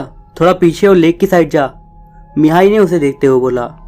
एंजेलो ने 2-3 कदम अपने पीछे की ओर बढ़ाए, लेकिन उसका पैर एकदम से थोड़े कीचड़ में पड़ गया और उसका पैर फिसला और वो सीधा पानी के अंदर जा गिरा। मिट्टी कम लगी थी क्या पैर पे? गीले भी करवा दिए। एंजेलो का मूड अब खराब हो गया था। लेक से निकलते टाइम वो अपने पैरों को तेज तेज झाड़ रहा था ताकि वो पानी गिरा सके। बाकी जिस तरह का पानी है ऐसा लगता है कि तुम में से बदबू भी आने वाली है। मैं तो तुम्हारे साथ उबर में नहीं बैठने वाला, मैंने थोड़ा हंसते हुए से कहा। अब उसने फोटो खिंचवाने के लिए मना कर दिया था क्योंकि उसका मूड बेकार हो चुका था।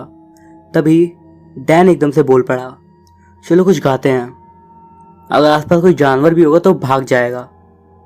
मैंने सोचा अच्छा आइडिया है, क्योंकि आसपास अगर कोई भेड़िया या फिर कोई चोर होता तो शायद वो हमसे दूर भाग जाता। मैंने कहा ठीक है, चलो 2-3 मिनट तक ऐसे ही करते हैं, उसके बाद मेन रोड पर जाकर कैब बुला लेंगे। बट गाइस, मुझे कोई रोमानियन गाना नहीं आता, तो एक काम करते हैं, तुम लोग गाना गाओ और मैं बताऊंगा कौन सबसे अच्छा गा रहा है। सभी लोग एक गाने को लेकर मान गए और उसके बाद एक साथ गाना शुरू कर दिया और उनकी आवाज़ सच कहूँ तो बिल्कुल भयानक थी। आप सोच ही सकते हो कुछ शराबी मिलकर किस तरह का गाना गा रहे होंगे। मेरे लिए सब कुछ काफ़ी ज़्यादा फनी लग रहा था। मैं उन सब की आवाज़ ध्यान से सुन रहा था कि एकदम से मेरे कान में एक बेहद ही प्यारी सी आवाज़ आई। आवाज़ बिल्कुल साफ, एकदम सुंदर सी आवाज़। लेकिन जिस चीज़ ने मेरे को अंदर तक हिला दिया वो ये कि ये आवाज़ एक लड़की की थी। कुछ ही सेकंड्स के बाद मेरे नए दोस्तों ने भी इस आवाज़ को सुन लिया और एक एक करके उन लोगों ने गाना गाना बंद कर दिया और उस आवाज़ को सुनने लगे। अब धीरे धीरे वो जो गाने की आवाज़ आ रही थी उसकी स्पीड तेज़ होने लगी और ऐसा लगने लगा कि वो प्यारी सी आवाज़ एकदम से सुर बदल रही हो और एकदम भारी और भयानक सी हो रही हो। सबसे ज़्यादा डरावनी बात तो ये थी कि ये आवाज़ हमारे चारों ओर से आ रही थी, इसलिए हमें पता ही नहीं चल पा रहा था कि आवाज़ आखिर आ कहाँ से रही है।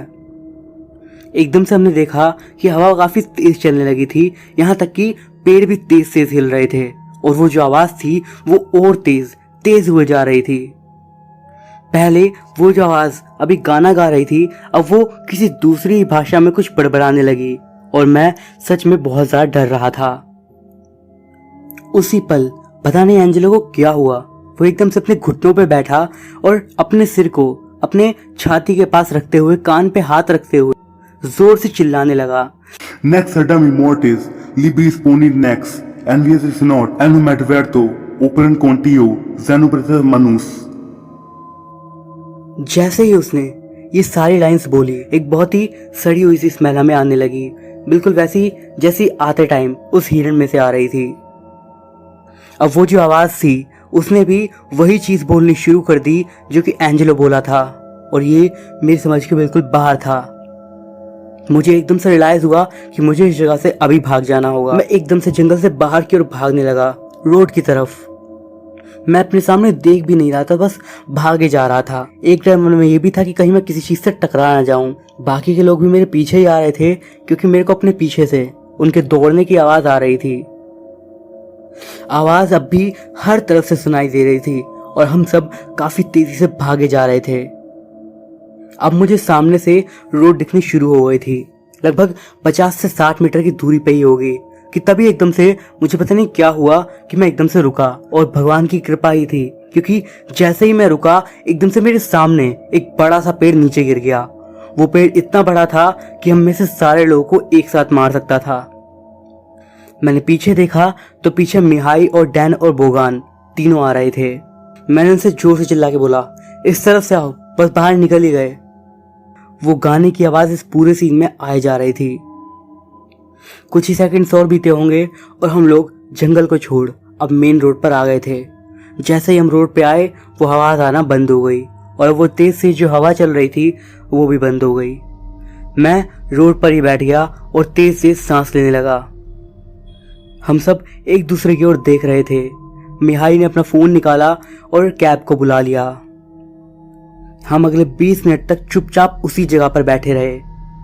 20 मिनट बाद जब कैब आई, उस वक्त भी हम में से किसी से भी कुछ नहीं बोला गया और कैब में हम लोग चुपचाप बैठे रहे। मैं कुछ कहना चाहता था लेकिन कुछ कह ही नहीं पाया। मैं बस जानता ही नहीं था कि मुझे क्या बोलना है। जब मैं वापस से शहर में आया, मैं सीधा पुलिस स्टेशन में गया और उन्हें सारी बात बता दी और ये भी बताया कि एंजेलो वहीं पर रह गया है। हालांकि उन्होंने हमारी बात पर यकीन नहीं करा, लेकिन एंजेलो को ढूंढने के लिए वो लोग उस जगह पर जरूर चले गए। लेकिन जो चीज़ उनके हाथ आई वो काफ़ी ज़्यादा दर्दनाक थी। उस रात तो हमें घर भेज दिया गया, लेकिन अगले दिन पुलिस से हमें पता चला एंजेलो की लाश उस तालाब के पास में ही पड़ी हुई मिली। उसकी मौत का कारण था हार्ट अटैक। इस घटना ने हम सभी को अंदर तक हिला दिया था। हालांकि मैंने इस घटना के बाद कभी भी बाकियों से कांटेक्ट कभी नहीं कर पाया। इस इंसिडेंट के बाद भी मैं लगभग 6 महीनों तक बुकारेस्ट में ही रहा था अपने प्रोजेक्ट के लिए, लेकिन इस घटना को मैं अपने दिल से निकाल ही नहीं पाया। ना तब निकाल पाया था, ना शायद आगे कभी भी निकाल पाऊंगा। बाकी आपके ऊपर है, आपको इस बात पर यकीन करना है या फिर नहीं। तो दोस्तों, ये थी हमारी आज की फर्स्ट स्टोरी। अब हम बढ़ते हैं आज की अपनी अगली घटना की ओर, जो कि हमें भेजी है अमित ने। आगे की स्टोरी को बिल्कुल वैसे ही जानते हैं जैसे कि अमित ने हमें बताई है। मेरा नाम अमित है और मैं दिल्ली में रहता हूँ। ये घटना मैं आपको बताने जा रहा हूँ ये बिल्कुल सच्ची है और आज से 3 साल पहले की है। मुझे उस दिन के बारे में अच्छे से इसलिए याद है क्योंकि उस दिन मुझे अपना एक जॉब इंटरव्यू देने के लिए जाना था। मैंने उसके लिए अच्छे से तैयारी भी कर रखी थी। सुबह सुबह मैं उठा और नाश्ते में पनीर पराठा खाया, जो कि मेरा फेवरेट था। उस दिन मुझे 1 घंटे सफ़र करके लगभग नोएडा जाना था। मैं कभी पहले नोएडा नहीं गया था, इसलिए मुझे आइडिया नहीं था उस तरफ के मेट्रो रूट्स का। ना ही मुझे इस बात का अंदाज़ा था कि मुझे अपनी लाइन चेंज करनी पड़ेगी या फिर नहीं। जिन लोगों को नहीं पता मैं उन्हें बता दूं, दिल्ली में जो मेट्रो चलती है उसके रूट कलरफुल लाइंस में बटे हुए हैं, जैसे कि red line, blue line etcetera. मुझे लाजपत नगर से बोटैनिकल गार्डन जाना था, जिसके लिए मुझे कालका जी मंदिर स्टेशन से पर्पल से पिंक लाइन पे जाना था। पहले तो मैंने सोचा क्यों ना मैं कैब कर लूँ, लेकिन फिर मुझे उसके लिए एक्स्ट्रा चार्ज भी देना पड़ता क्योंकि मुझे दिल्ली से नोएडा में आना था और उस टाइम पर मेरा बजट भी थोड़ा टाइट ही था। मैं उस टाइम पे अकेले सफ़र करने से इसलिए भी डर रहा था क्योंकि मैं कभी भी पहले जब आता था तो अपने दोस्तों के साथ ही आता था और जब भी कभी लाइंस चेंज करनी होती थी तो मैं बस उनको फॉलो करता था। मेट्रो स्टेशन पहुंचने तक मैं अपने फ़ोन में बार बार रूट चेक करता रहा कि मुझे कौन सी लाइन की मेट्रो बदलनी है। मैं वहाँ पहुंचकर मेट्रो का वेट कर ही रहा था कि थोड़ी ही देर में मेट्रो वहाँ पर आ गई। लेकिन कुछ चीज़ थी जो कि काफ़ी ज़्यादा अजीब थी। वहाँ पर मेट्रो के अंदर कोई भी नहीं था। सुबह के उस समय पे खाली मेट्रो मिलना काफ़ी ज़्यादा हैरानी की बात थी। मैंने थोड़ा सा सोचा, लेकिन उसके बाद मैं मेट्रो के अंदर चला गया। मैं अंदर गया लेकिन मुझे कहीं पर भी कोई नहीं दिख पा रहा था। उसके बाद मैंने मेट्रो के गेट के ऊपर लगी डिस्प्ले की ओर देखा, जिससे मुझे पता चला कि कालका जी मंदिर 4 स्टेशन के बाद है। मैं सीट पर बैठा और वहाँ पर क्योंकि एसी चल रहा था तो वहाँ का तापमान एकदम ठंडा सा था। एक और अजीब सी चीज़ जो मैंने नोटिस करी वो ये कि जब से मैं मेट्रो के अंदर चढ़ा था उसके बाद से कोई भी अनाउंसमेंट नहीं हुई थी। यूजुअली अगर आपने कहीं मेट्रो में ट्रैवल करा है तो आपको पता ही होगा कि हर मिनट के बाद वो कोई ना कोई अनाउंसमेंट करते रहते हैं, जैसे कि गेट किस साइड खुलेगा, अगला स्टेशन कौन सा होगा, वगैरह वगैरह। अब कोई सी भी आवाज़ नहीं आ रही थी और मैं भी थोड़ा थका सा हुआ था। मुझे एकदम से नींद सी आने लगी। मैं मेट्रो की विंडो से बाहर की ओर देखने लगा और देखते देखते ही कब मेरी आंख लग गई मुझे पता ही नहीं चला। थोड़ी देर के बाद एकदम से ही मेरी आंख खोली और मुझे एकदम से याद आया कि मैं तो मेट्रो के अंदर हूँ। लेकिन हैरानी की बात यह थी कि अब भी मेट्रो के अंदर कोई भी नहीं था, यानी कि आगे के स्टेशन पे भी शायद कोई नहीं चढ़ पाया था। मैंने नोटिस करा कि मेट्रो एक स्टेशन पे रुकी हुई थी और बाहर थोड़ा नजर मारी तो देखा कि वो कालका जी मंदिर स्टेशन था। दरवाजे लगभग बंद होने ही वाले थे कि मैंने अपना बैग उठाया और भागकर गेट से बाहर निकल गया। उतरने से पहले मैंने इस बात को नोटिस करा ही नहीं कि पूरे स्टेशन पे कोई भी नहीं दिख पा रहा था। मैं एकदम से सोचने लगा कि मैं कौन सी जगह पर आ गया हूँ। क्या मैं स्टेशन के किसी ऐसे हिस्से में आ गया हूँ जहाँ पर कोई नहीं होता। मैंने वापस से मेट्रो की तरफ देखा तो उसके दरवाजे बंद हो गए थे और अब वो जा रही थी। लेकिन तभी मेरी नजर गई उसके कलर पर। ये देखकर मैं एकदम से हैरान हो गया कि उसका कलर था ब्लैक और इस पूरे टाइम पर मेरी नज़र उस मेट्रो के ऊपर पड़ी ही नहीं। मैंने पता नहीं कैसे उस चीज़ को नोटिस ही नहीं करा। जिस लाइन पे मुझे आना था वो पर्पल होनी चाहिए थी, लेकिन वो ब्लैक दिख रही थी। मैंने सोचा कि अब मुझे पिंक लाइन के स्टेशन की तरफ बढ़ना चाहिए, इसीलिए मैंने पिंक लाइन वाले फ्लोर को देखा और उसी ओर बढ़ने लगा। लेकिन उस जगह पे भी मुझे कोई नहीं दिखा, एक सिंगल आदमी भी नहीं। मुझे अब बहुत ज़्यादा अजीब और थोड़ा डर भी लगने लगा, इसीलिए मैं एग्जिट की ओर देखने लगा। ये सोचिए कि बाहर रिक्शा वाला, कैब वाले, कोई तो दिखेगा, लेकिन उस जगह पर एकदम ठंडक सी महसूस हो रही थी। भले ही पूरे स्टेशन पे एसी लगा होता, लेकिन इतना ज़्यादा ठंडक मैंने कभी भी महसूस नहीं करा था। एग्जिट की तरफ जाते हुए भी मैंने देखा, उस जगह पे मैं जैसे ही पहुंचा मुझे वहां पर कुछ नहीं दिखा, सिर्फ अंधेरा, हर तरफ सिर्फ अंधेरा। बाहर आप जैसे ही देखोगे बस आपको डर के सिवा और कुछ भी नहीं मिलेगा। ऐसा लग रहा था कि इस पूरे स्टेशन से बाहर जाने का कोई रास्ता ही नहीं है। बाहर था तो सिर्फ अंधेरा और थोड़ी मिट्टी जो कि हर तरफ दिखाई पड़ रही थी। तभी मुझे एक मेट्रो के आने की आवाज़ सी सुनाई दी और मुझे उस जगह से निकलने का इकलौता रास्ता सिर्फ उस मेट्रो से ही दिखा। वो मेट्रो पर्पल लाइन की दिख रही थी और मैंने सोचा शायद से मैं वापस उसी जगह पर जा सकूं जहां मुझे पहुंचना है। मैं सीधा प्लेटफॉर्म की तरफ गया और मेट्रो का वेट करने लगा। लेकिन उसी पल में न जाने मेरी बॉडी को क्या हो गया, मैं उसी वक्त ज़मीन पर गिर गया। क्या आपने कभी भी स्लीप पैरालिसिस को महसूस करा है? बिल्कुल वही मेरे साथ हुआ। एकदम से मेरी पूरी बॉडी पैरालाइज हो गई। मैं बिल्कुल भी हिल नहीं पा रहा था। मैं ज़मीन पर अपने पेट के बल लेटा हुआ था। ट्रेन मेरे सामने आके लग चुकी थी, दरवाजे बस खुलने ही वाले थे, लेकिन कोई चीज़ थी जिसने मुझे उस जगह पे रोके रखा था। मैं भले उस चीज़ को देख नहीं पा रहा था, लेकिन महसूस कर पा रहा था। धीरे धीरे वो चीज़ मेरी ओर बढ़ रही थी। मेट्रो के दरवाजे एकदम से खुल गए। मैं जानता था कि मुझे किसी भी हाल में इसके अंदर जाना होगा। मुझे उसी पल पे बहुत सारा डर भी लग रहा था। मैं जानता था मेरे पीछे कुछ तो है। मैं उसे देखना बिल्कुल नहीं चाहता था, लेकिन उसी वक्त पर मैं उसे देखना चाहता था। आखिर वो क्या था, इंसान या फिर कुछ और? मैंने उठने की हद से ज़्यादा कोशिश करी, लेकिन मैं बिल्कुल भी नहीं उठ पाया। एकदम से मेरे दिमाग में आइडिया आया, अगर मैं किसी भी तरह से घूम सकूं तो मैं शायद उसके अंदर जा सकता हूं। मैं जैसे तैसे करके पता नहीं कैसे 3 बार घुमा और मैं मेट्रो के अंदर घुस गया। और तब मैंने दरवाजे की ओर देखा जब वो बंद हो रहे थे। वो चीज़ मेरे सामने थी। पता नहीं वो कौन सा क्रिएचर था जो कि मेरे सामने था, और मैं ठीक उसके सामने बंद होते मेट्रो के दरवाजे के पीछे लेटा था। वो चीज़ मुझे घूर रही थी और मैं उसे। उसकी आंखों में एक ही पल पे मुझे दर्द, गुस्सा, नफरत, खुशी, सारी चीजें एक साथ दिख रही थी। मैं उसके ऊपर से अपनी आंखें हटा ही नहीं पाया। तभी दरवाजे बंद हो गए और ट्रेन आगे की ओर बढ़ने लगी। 1 या 2 मिनट मुझे लगे होंगे अपनी बॉडी को वापस से काम में लाने के लिए। मैं बहुत ज़्यादा डरा हुआ था। मेरी पूरी बॉडी पसीने से भीगी हुई थी। मैं वापस से उसी स्टेशन की तरफ देखने लगा, लेकिन उस वक्त मुझे कुछ भी नहीं दिखा, सिर्फ अंधेरा। मुझे अच्छे से याद है, लगभग 20 मिनट तक वो ट्रेन ठीक अंधेरे में ही आगे बढ़ती रही। ना मुझे आगे का कुछ दिखता, ना पीछे का, ना दाएं ना बाएं, चारों तरफ सिर्फ अंधेरा।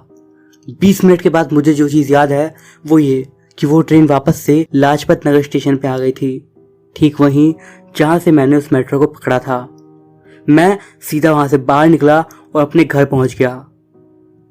अब मुझे सब कुछ काफ़ी नॉर्मल सा लग रहा था। मैं जैसे ही घर पहुँचा, मेरी मम्मी ने मुझसे मेरे इंटरव्यू के बारे में पूछा। मैं उसके बारे में बिल्कुल भूल गया था। मैंने उनसे झूठ कह दिया कि ठीक गया और वो जवाब देंगे, और उसके बाद उनसे पूछा कि कुछ खाने को बचा है क्या, मुझे भूख लग रही है। मेरी मम्मी ने मुझे एक प्लेट में पोहा भर के दिया। मैं उसे देखने के साथ ही थोड़ा हैरान सा हो गया। मैंने उनसे पूछा, अभी तो आपने दोपहर का खाना बनाया नहीं होगा ना? ये ब्रेकफास्ट में भी यही था क्या? मैं पता नहीं कैसे कंफ्यूज सा हो रहा था। मेरे फोन में एक नोटिफिकेशन पॉपअप हुआ और ये नोटिफिकेशन था उसी कंपनी से जहां मुझे इंटरव्यू देने जाना था। हाय, आपने हमारे इंटरव्यू का स्टेज 1 क्लियर कर लिया है। हम आपसे जल्द ही स्टेज 2 के लिए कांटेक्ट करेंगे। रिगार्ड्स। ये पढ़ते के साथ ही मेरे माथे से पसीने छूट गए और मैं एक सदमे में चला गया।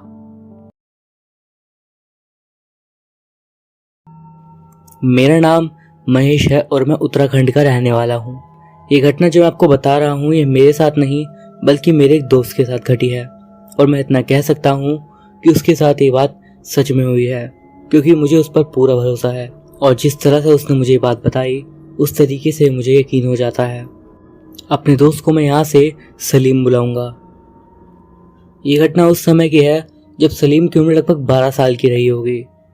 वो और उसका परिवार हमेशा से ही कुछ अजीब तरह की चीज़ों को महसूस करता आ रहा था, जैसे कि किचन का सामान इधर उधर हो जाना, दरवाज़ा एकदम से ही खुद पीट जाना और कभी भी कुछ भी अजीब सी घटना होना। ये सब चीज़ें तब शुरू हुई थी जब उसके दादाजी की मौत हुई थी। ये लगभग उनकी मौत के 1 या 2 साल के बाद शुरू हुआ था। ये घटना जो मैं आपको बता रहा हूँ ये उनके दादाजी की मौत के लगभग 3 साल बाद की घटना है। एक रात सलीम रात के समय लगभग अपने बेड पर सोने के लिए जा ही रहा था कि तभी एकदम से उसे अपने बाथरूम के खुलने की आवाज़ आती है। उसका अपने रूम के पास ही प्राइवेट बाथरूम था जो कि उसके अलावा और कोई यूज़ नहीं करता था, क्योंकि उसके अलावा उसके घर में सिर्फ उसके मम्मी पापा थे जिनका वॉशरूम नीचे ही था। सलीम इन सब घटनाओं का आदी तो था ही और उसे इन सब चीज़ों से कुछ खास डर भी नहीं लगता था, लेकिन जो उसने इसके बाद मुझे बताया उस चीज़ को सोचने भर से ही मुझे डर सा लगने लगता है।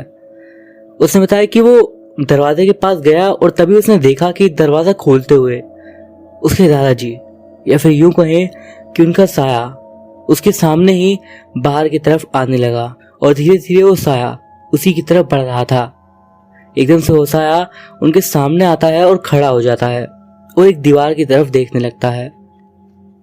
सलीम कुछ भी नहीं बोल पा रहा था और वो लगभग उसी जगह पर एकदम मानो मूर्ति सा बन के खड़ा हो गया, लेकिन आखिर में उसके मुंह से बस इतना ही निकला, बाबा। वो जो कुछ भी था, उसके दादाजी या फिर उनका साया, कोई आत्मा। धीरे धीरे उन्होंने अपनी गर्दन मेरे दोस्त की तरफ घुमाई और उसकी आंखों में देखने लगे और उसकी आंखों के सामने ही धीरे धीरे गायब हो गए। जिस तरह से मुझे उसने बताया था ये बात सोच के मैं एकदम डर सा गया था और मुझे ये कुछ सही नहीं लगा था। पर जो बात थी वो ये थी कि सलीम ने मुझे कहा कि वो भले जो कुछ भी था, भले वो चीज़ मुझे दिख रही थी मेरे दादाजी की तरह, लेकिन कुछ तो था जो कि बहुत गलत था। उस वक्त मेरा शरीर एकदम ठंडा सा होने लगा था और उसने कहा कि वो जो भी चीज़ थी उसे उसको देखने के बाद बिल्कुल भी अच्छा नहीं लग रहा था। वो भगवान से प्रार्थना करने लगा और तब तक करता रहा जब तक उसे नींद नहीं आ गई। सलीम के साथ उसके बाद से भी ये सारी घटनाएं लगातार होती रहती हैं। अज्ञान साए दिखना, कई बार ऐसा लगना कि कोई आपको देख रहा है या फिर ऐसा ही कुछ। अभी उसकी उम्र लगभग 29 साल की है और मेरी 31 साल की। सलीम कहता है कि आज भी ये चीज़ें उसके साथ होती हैं कभी कभी, लेकिन बहुत ज़्यादा रेयरली। अब हालांकि ये जो घटनाएं मैंने आपको बताई ये बहुत समय पहले की है, लेकिन ये आज भी मेरे दिल में एक ताज़ा जगह बनाई हुई है। इस समय हम दोनों ही मिलिट्री में हैं और साथ में ही रहते हैं ज़्यादातर समय। हम अक्सर हर तरह की चीज़ों पर बात करते हैं, हर तरह की, लेकिन आज भी सलीम अब उन चीज़ों के बारे में बात नहीं करता। पता नहीं वजह क्या है, लेकिन मुझे नहीं पता, लेकिन मेरे मन में एक अजीब सी क्यूरियोसिटी इस बात को जानने के लिए जरूर जाग जाती है। तो दोस्तों, ये थी हमारी आज की पहली कहानी। अब हम बढ़ते हैं आज की अपनी अगली कहानी की ओर। पुलिस के सायरन की आवाज सुनकर वहां खड़ी भीड़ थोड़ा पीछे हटने लगती है। हटो हटो, साइड हो, एक कांस्टेबल बोलता है। सर, लगता है मौत कल रात को हुई है। एक कांस्टेबल जय को बताता है। जय वहां के थाने का इंचार्ज था। जरा चेक करके देखो मौत का कारण क्या हो सकता है, जय बोलता है। पूरे घर की तलाशी ले ली लेकिन ऐसा कोई हथियार नहीं मिला जिससे मर्डर किया गया हो, रवि बताता है। रवि थाने का सब इंस्पेक्टर था। सर बॉडी को देखकर लगता है कि पूरा खून सूख गया है, खून बिल्कुल भी नहीं है बॉडी के अंदर, एक पुलिस वाला बताता है। सर इधर आइए। एक पुलिस वाला दूसरे कमरे से आवाज लगाता है। जय और रवि उस कमरे की ओर बढ़ते हैं। सर बेड की साइड में रस्सी बंधी है और ऐसा लगता है जैसे यहाँ पे कोई बंधा हुआ था, लेकिन पड़ोसियों का कहना है कि इन दोनों के अलावा इनकी एक बेटी है जो हॉस्टल में रहती है। इन दोनों के साथ और कोई नहीं रहता और बेटी को काफी दिन हो गए हैं वो हॉस्टल से घर नहीं आई है, एक कांस्टेबल जय को बताता है। बॉडी को देखकर लगता है कि खून किसी ने पूरा पी लिया है और गले में तो निशान के अलावा और कुछ नजर नहीं आ रहा। रवि बोलता है, ये दोनों हस्बैंड वाइफ है, ये जोसेफ और ये इसकी बीवी लिली। दोनों काफी टाइम से यहाँ पर अकेले रह रहे हैं। इनकी एक बेटी है जो लगभग 17 साल की होगी, जो कि हॉस्टल में रहती है और संडे को ही घर आई थी, उसके बाद चली भी गई थी, ऐसा पड़ोसियों का कहना है। कांस्टेबल जय और रवि की तरफ देखता हुआ बोलता है, चलो इनकी बेटी के पास चलते हैं। ये बोलते हुए जय बाहर को निकल जाता है। वो लोग हॉस्टल में पहुंच जाते हैं जहां जोसेफ लिली की बेटी थी। वहां से पता करने के बाद पता चलता है कि मैरी काफी दिनों से यहीं पर है, वो कहीं गई ही नहीं है और मैरी एक बहुत ही अच्छी और शांत स्वभाव की लड़की है। मैरी अपने मॉम डैड की डेथ की खबर सुन के बहुत रोती है और बहुत ज्यादा दुखी होती है। मैरी तुम्हारे घर पर तुम्हारे मॉम डैड के अलावा और कोई भी रहता था क्या, जय पूछता है। नहीं, मॉम डैड के अलावा उनके साथ कोई भी नहीं रहता था, मैरी कहती है। वो लोग मैरी से पूछताछ करके चले जाते हैं लेकिन उनको कुछ खास जानकारी नहीं मिलती। उसके बाद मैरी वापस अपने घर आ जाती है और घर में आकर कुछ ढूंढने लगती है, बट उसे कुछ भी नहीं मिलता। थक हार कर वो अपने कमरे में बैठ जाती है। अगले दिन मैरी चढ़ जाती है और अपनी मॉम डैड को याद करके रो रही होती है कि तभी मैरी के कंधे पर कोई हाथ रखता है। मैरी अचानक ही चौंक जाती है। साइरस, तुम कहाँ चले गए थे? देखो ये सब क्या हो गया। मैरी से गले लगाकर रोने लग जाती है। मुझको पता चला मैरी, इसलिए मैं तुमसे मिलने आ गया, साइरस बोलता है। साइरस, जब मॉम डैड की डेथ हुई तब तो तुम यहाँ पे होंगे ना, बताओ ना कैसे हुई उनकी डेथ, मैरी बोलती है। नहीं, मुझको नहीं मालूम, मैं एक दिन पहले ही यहाँ से चला गया था। साइरस की उम्र लगभग 18 की होगी। उसकी आंखें नीली, अच्छी खासी कदकाठी थी, चेहरा बिल्कुल मासूम सा, होठ एकदम लाल जैसे किसी का खून पी लिया हो। शरीर थोड़ा सा दुबला पतला था लेकिन चेहरे में एक तेज था जो अपनी तरफ आकर्षित करता था।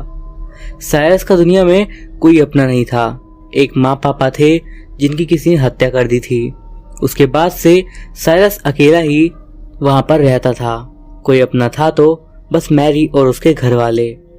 मैरी साइरस को बहुत पसंद करती थी। उसको साइरस पर बहुत दया भी आती थी। मैरी एक बहुत भोली भाली सी मासूम लड़की थी और वो किसी की मजबूरी को देख नहीं सकती थी। सबकी हेल्प करना उसे बहुत पसंद था। हर किसी की मदद करती थी वो। साइरस की भी मैरी ने बहुत मदद करी थी। कई बार वो अपने हिस्से का खाना उसे जाके खिला देती थी। इस वजह से साइरस उसका कर्जदार था और उसकी इसी आदत से साइरस भी मैरी को पसंद करता था। मैरी के मॉम डैड के जाने के बाद मैरी का अपना कोई नहीं था और अब उसका सहारा बस साइरस ही था। रात के 8 बज रहे थे। सर्दियों के दिन होने के कारण 8 बजे भी ऐसा लग रहा था मानो रात के 12 बज गए हों। इस टाइम कोई घर से बाहर निकले तो डर के मारे उसके प्राण ही निकल जाए। लेकिन इस अंधेरी रात में एक आदमी अपनी ही चाल में मस्त गाना गाता हुआ झूमता हुआ रास्ते में चल रहा था। मुझे पीने का शौक नहीं, पीता हूँ गम भुलाने को। उसका ये गाना पूरी शांति को भंग कर रहा था। अरे तुम, शराबी अपने ही नशे में झूमता हुआ बोला। ले तू भी पी ले। शराबी फिर उसकी तरफ बोतल बढ़ाते हुए कहता है। सामने खड़ा आदमी कुछ भी नहीं बोलता और बोतल हाथ से लेकर झट से फोड़ देता है। अबे क्या किया बे तूने, मेरी बोतल फोड़ दी? उस शराबी ने गुस्सा दिखाते हुए बोला। मैंने तुझको दिन में ही बोला था ना मैं नहीं पीता, तभी तूने जिद करके मुझे पीने को कहा था। सामने खड़ा आदमी बोलता है, तूने दिन में पूछा था ना कि मैं क्या पीता हूँ, अब बताता हूँ मैं क्या पीता हूँ।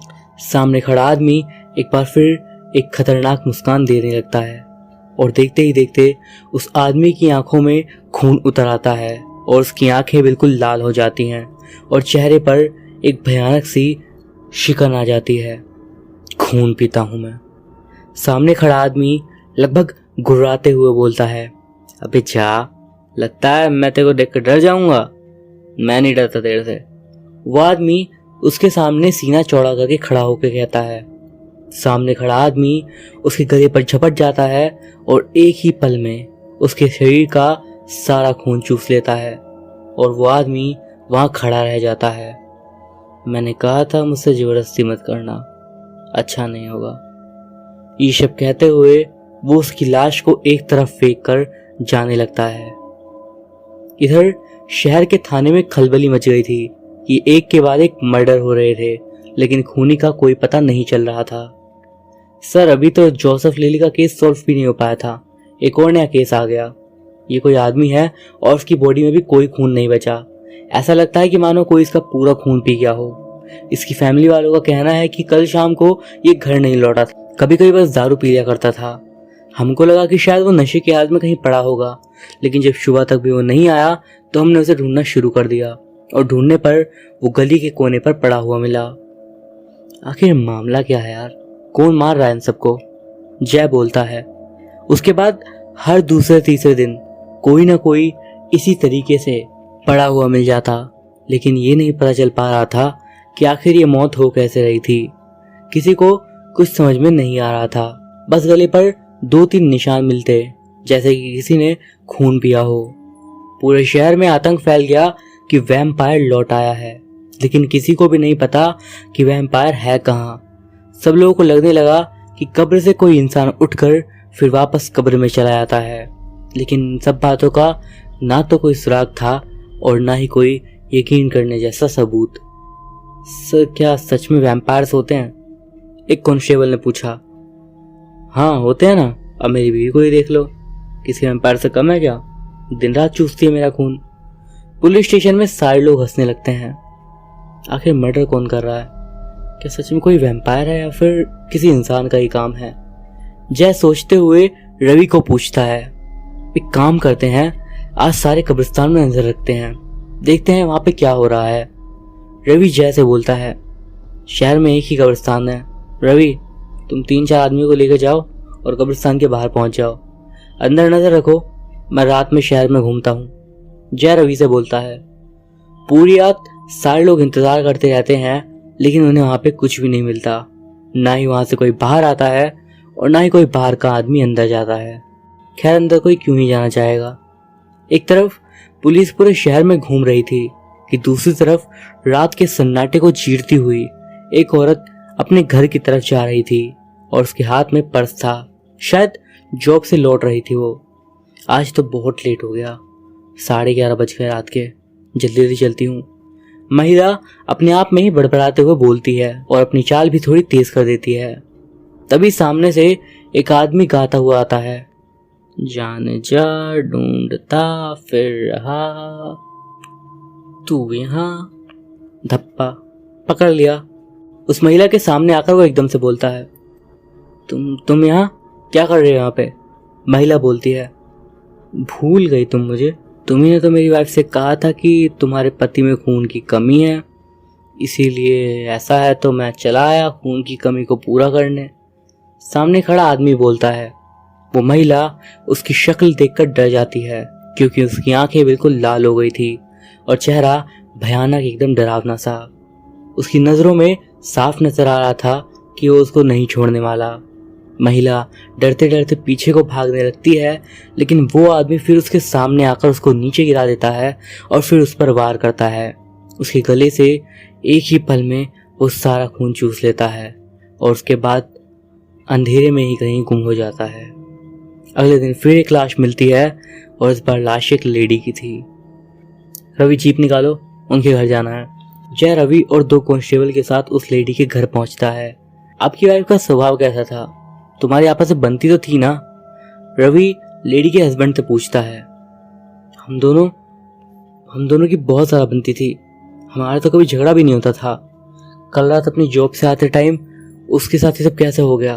हम लोगों को सुबह उसकी बॉडी मिली। मुझे कुछ समझ में नहीं आ रहा। रवि चलो चलते हैं, यहाँ से भी कुछ नहीं मिलेगा। ये बोलता हुआ जय गाड़ी की तरफ बढ़ जाता है और सभी लोग स्टेशन पहुंच जाते हैं। सर ये गुत्थी तो सुलझने की जगह उलझती जा रही है। रवि जय से बोलता है, समझ में नहीं आ रहा है कि ये मार कौन रहा है और आखिर उसका मकसद क्या है। जय बोलता है, हत्या तो खून पीने के लिए ही की जा रही है, क्योंकि अब तक जितनी बॉडी मिली है सब में खून नाम मात्र का ही रह गया है। ऐसा लगता है जैसे पूरा खून ही चूस लिया गया है। रवि बोलता है, लगता तो ऐसा ही है। जय कहता है, 2-3 दिन तक कोई नया केस नहीं आता, लेकिन फिर चौथे दिन थाने में सर इस बार एक और नया केस आया है। अब तक तो जिंदा लोगों की बॉडी से ही खून पिया जा रहा था, लेकिन कल रात एक कब्र को खोदकर उसकी बॉडी से खून चूसा गया है। ये बात अभी अभी चर्च में रहने वाले पादरी ने आकर बताई है। एक कांस्टेबल अंदर कैबिन में आके एक ही सांस में सब कुछ बोल गया। बट ऐसा कैसे हो सकता है? रवि बोलता है, ये कब और कैसे हुआ? रवि पादरी से पूछता है, कल रात मैं यहाँ नहीं था, मैं कहीं गया हुआ था और आज जब वापस आया तो मुझे कब्रिस्तान में एक कब्र खोदी हुई नजर आई। मैं उसके पास गया तो बॉडी वहीं कब्र में पड़ी हुई थी, लेकिन ऐसा लग रहा था किसी ने उसका खून चूस लिया है। उसके गले से खून निकल रहा था। पादरी जय को बताता है, ये बॉडी कब दफनाई थी? इस बॉडी को कल ही दफनाया गया था। रात में इसको किसी ने निकाल लिया और उसका खून पी लिया। ठीक है आप जाओ, मैं चेकिंग के लिए भेजता हूँ। जय पादरी से बोलता है, एक बात तो साफ है, जो कोई भी काम कर रहा है या तो मनुष्य या कोई जानवर, और उस काम को रात में ही कर रहा है। हमें रात को ज्यादा अलर्ट रहना पड़ेगा। हर जगह पे नजर रखो।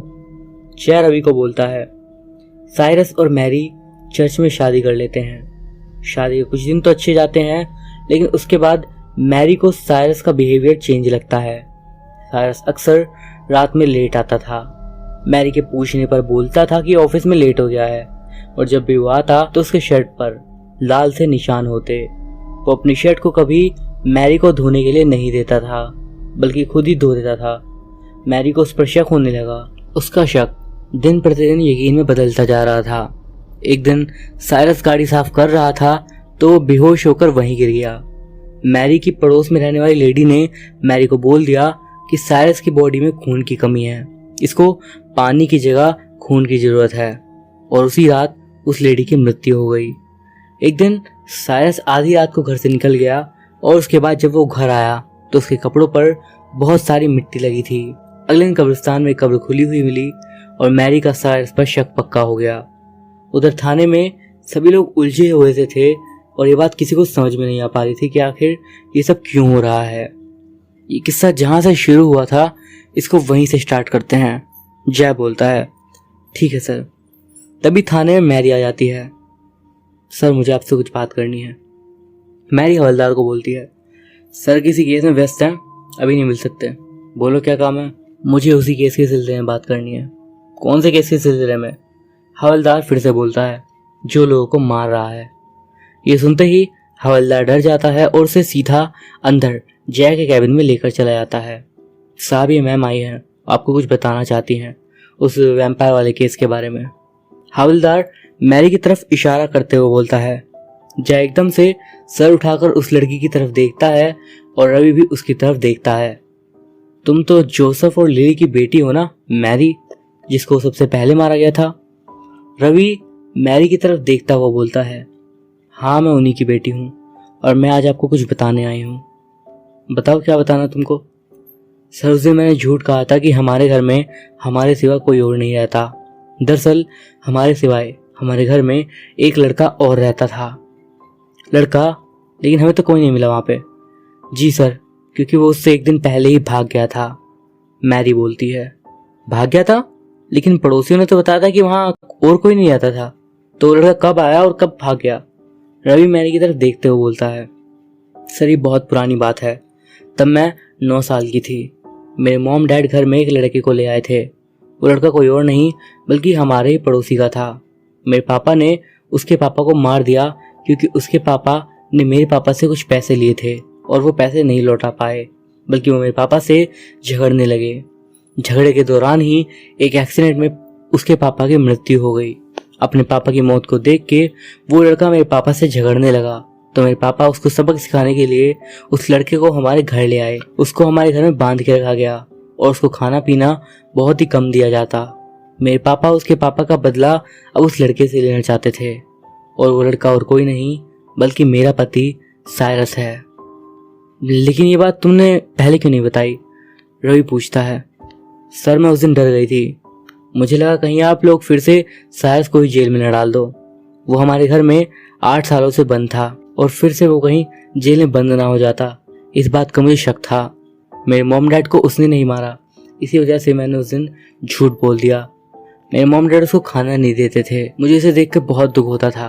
मैं कभी कभी छुप छुप के उसको अपना खाना दे देती थी, लेकिन एक दिन मेरी मॉम ने मुझे साइरस को खाना खिलाते देख लिया, इसीलिए उन्होंने मुझे हॉस्टल भेज दिया। लेकिन सब बातों का उन मरे हुए लोगों से क्या लेना देना है? हो सकता है कि उस लड़के ने तुम्हारे मॉम डैड को मारा हो क्योंकि उन्होंने उसको बंद करके रखा था, लेकिन बाकी लोगों को वो क्यों मारेगा? जय मैरी से बोलता है। फिर मैरी सब कुछ जय को बता देती है, जो भी इतने दिनों से वो नोटिस कर रही थी। एक अच्छा खासा इंसान वैम्पायर कैसे हो सकता है और खून कैसे पी सकता है? रवि जय की तरफ देखता हुआ बोलता है, सर बात यह है कि मेरे मॉम डैड ने उसको पीने को पानी नहीं देते थे और वो पानी पानी चिल्लाता रहता था, लेकिन कभी उसे पानी नहीं दिया जाता। वो बेहोश हो जाता था, तब उसके मुंह में वो खून डाल देते थे। कभी उसके मुंह में बिल्ली का, कुत्ते का या फिर किसी भी जानवर का खून। ये भी ना होता तो अपना ही हाथ या फिर किसी ऐसी जगह से काट के खून निकाल देते और फिर उसको कभी पानी मिला के तो कभी सादा ही पिला देते। और अब जब से मेरी उससे शादी हुई है तब भी वो पानी बहुत कम ही पीता है। शायद उसकी खून पीने की लत खत्म नहीं हुई है और इसी वजह से वो किसी न किसी का खून पीने के लिए निकल जाता है। शायद उसी ने ही मेरे मॉम डैड को ही मारा है। मैरी, तुम घर जाओ और शांत बिहेवियर करना। उसको तुम पे शक ना हो कि तुमको सब कुछ पता चल चुका है। हम उसको रंगे हाथों पकड़ना चाहते हैं, इसलिए जब शाम को वो कहीं जाए तो तुम हमको कॉल कर देना। हम तुम्हारे घर के आसपास ही रहेंगे और तुम्हारे कॉल आते के साथ ही हम साइरस के पीछे निकल जाएंगे। जय बोलता है, आप उसको नुकसान तो नहीं पहुंचाएंगे ना? वो बहुत सीधा है। मैरी जय को बोलती है, तुम चिंता मत करो, हमको भी वो जिंदा ही चाहिए, हम उसे कुछ नहीं करेंगे। अब तुम आराम से घर जाओ। मैरी अपने घर चली आती है और जय रवि के साथ मिलकर उस केस के हर पहलू को देखने लग जाता है। उसको शराबी आदमी का पता चलता है। वो साइरस के ऑफिस में ही काम करता था और उस दिन शराब को लेकर उन दोनों में बहस हुई थी। तब जय और रवि को भी साइरस पर शक हो जाता है। शाम के टाइम जैसे ही साइरस बाहर को निकलता है, मैरी भी उसके पीछे पीछे चली आती है और पुलिस को फोन कर देती है। साइरस शहर के आउटस्कर्ट में जाता है और वहां जाकर किसी इंसान के आने का इंतजार करने लगता है, और जैसे ही उसके सामने उनकी गली का एक आदमी आता है, वो उसको वहीं रोक लेता है। क्यों अंकल, कल गाड़ी पार्किंग की वजह से मुझको बहुत बोला था तूने कि तू मुझको मार के मेरा खून पी लेगा। आप बताता हूँ कौन किसका खून पिएगा। साइरस उस आदमी को बोलता है। वो आदमी डर जाता है और अपने सामने साइरस को देखकर उसकी नीली आंखें जो थी वो बिल्कुल लाल दिख रही थी और उसके भोला भाला मासूम चेहरा अब भयानक लग रहा था। मुझे जाने दो साइरस, वो आदमी बोलता है। कैसे जाने दूं? खून पीना था तुझे मेरा, आ पिलाता हूँ। ये बोलकर साइरस जैसे ही उस पर झपट्टा मारता है और उस पर अपने दांत गड़ाता है, वैसे ही उसको फोटो खींचने की आवाज सुनाई देती है और वो पीछे मुड़ता है तो पीछे पुलिस को देखकर घबरा जाता है। वो भागने की कोशिश करता है लेकिन पुलिस वाले उसको घेर लेते हैं। अब साइरस बौखला जाता है और एक पुलिस वाले पर ही झपट जाता है और ये देखकर मैरी उसको आवाज लगाती है, साइरस छोड़ दो उन्हें, क्या बिगाड़ा उन्होंने तुम्हारा? मैरी तुम, ऐसा बोलकर साइरस मैरी की तरफ बढ़ने लगता है। रवि को लगता है कि साइरस अब मैरी पर हमला करेगा, इसीलिए वो उस पर गोली चला देता है और वो वहीं गिर जाता है। मैरी, मैंने तुम पर विश्वास किया लेकिन तुमने भी धोखा दिया, साइरस मरते मरते बोलता है। साइरस के गिरते ही मैरी जोरदार चीख के साथ उसके पास आती है और उसे गोद में उठाकर रोने लगती है। पुलिस वाले उसको तसल्ली देने लगते हैं मैरी ने अपना पति खो दिया था और इधर उधर के सब लोग सोचते हैं कि वो लोग आतंक से निकल गए हैं। वैम्पायर मर चुका है, उसको कब्र में दफना दिया जाता है और सब लोग अब भयमुक्त हो जाते हैं। एक दो दिन तो सब कुछ ठीक चलता है। एक रात मैरी अपने कमरे में बैठे टीवी देख रही थी कि तभी डोरबेल बजती है। वो दरवाज़ा खोलने जाती है और जैसे ही दरवाज़ा खोलती है धक्के के साथ वो पीछे गिर जाती है और उसके चेहरे पर हवाइयाँ उड़ने लगती हैं। सामने लंबे दांतों वाले इंसान को देखकर उसकी एक चीख निकल जाती है, लेकिन वो कुछ नहीं कर पाती और उससे पहले ही उसके गर्दन पर एक वार होता है और वो वहीं मर जाती है।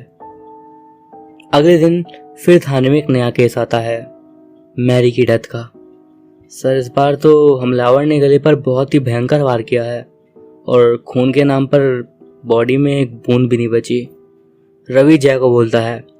रवि, सोचना यह है जब सायरस मर गया तो फिर ये मर्डर कौन कर रहा है, या फिर हमने किसी गलत इंसान को मार दिया। जय सोचते हुए बोलता है, उस दिन हमने अपनी आंखों से सायरस को उस आदमी का खून पीते हुए देखा था। जिस तरह वो हवलदार पर झपटा, जो उसकी आंखों का रंग था, उसे देख के तो यही लगता है कि हमने सही इंसान को मारा। अगर उस दिन वो इंसान मर गया जो सब खून कर रहा था, तो फिर अब ये कौन है? ये तो सर जांच करने के बाद ही पता चलेगा, रवि बोलता है। मैरी की बॉडी के अलावा उन्हें ऐसा कुछ नहीं मिलता जिससे उन्हें पता चल सके कि ये खून किसने किया है। रवि नाइट में अपनी ड्यूटी खत्म करके घर जा रहा होता है कि तभी अपनी गाड़ी के सामने एक आदमी को खड़ा पाता है। वो उसके नजदीक जाता है और उसकी शक्ल देखते ही बोलता है, साइरस, तुमने ही मैरी को मर्डर करा? रवि फिर बोलता है, हाँ, मैंने ही मारा। लेकिन अब साइरस की नीली आंखें लाल हो जाती हैं और उसके दांत फिर से बाहर आ जाते हैं। साथ ही साथ नाखून भी बड़े हो जाते हैं और रवि साइरस को उस हालत में देखकर बहुत डर जाता है। रवि डरते डरते अपनी पिस्टल निकालता है और साइरस पर तान देता है, रुक जाओ वरना गोली चला दूंगा। रवि पीछे हटते हुए बोलता है, लेकिन साइरस बिना कुछ बोले उसकी तरफ बढ़ता चलता है।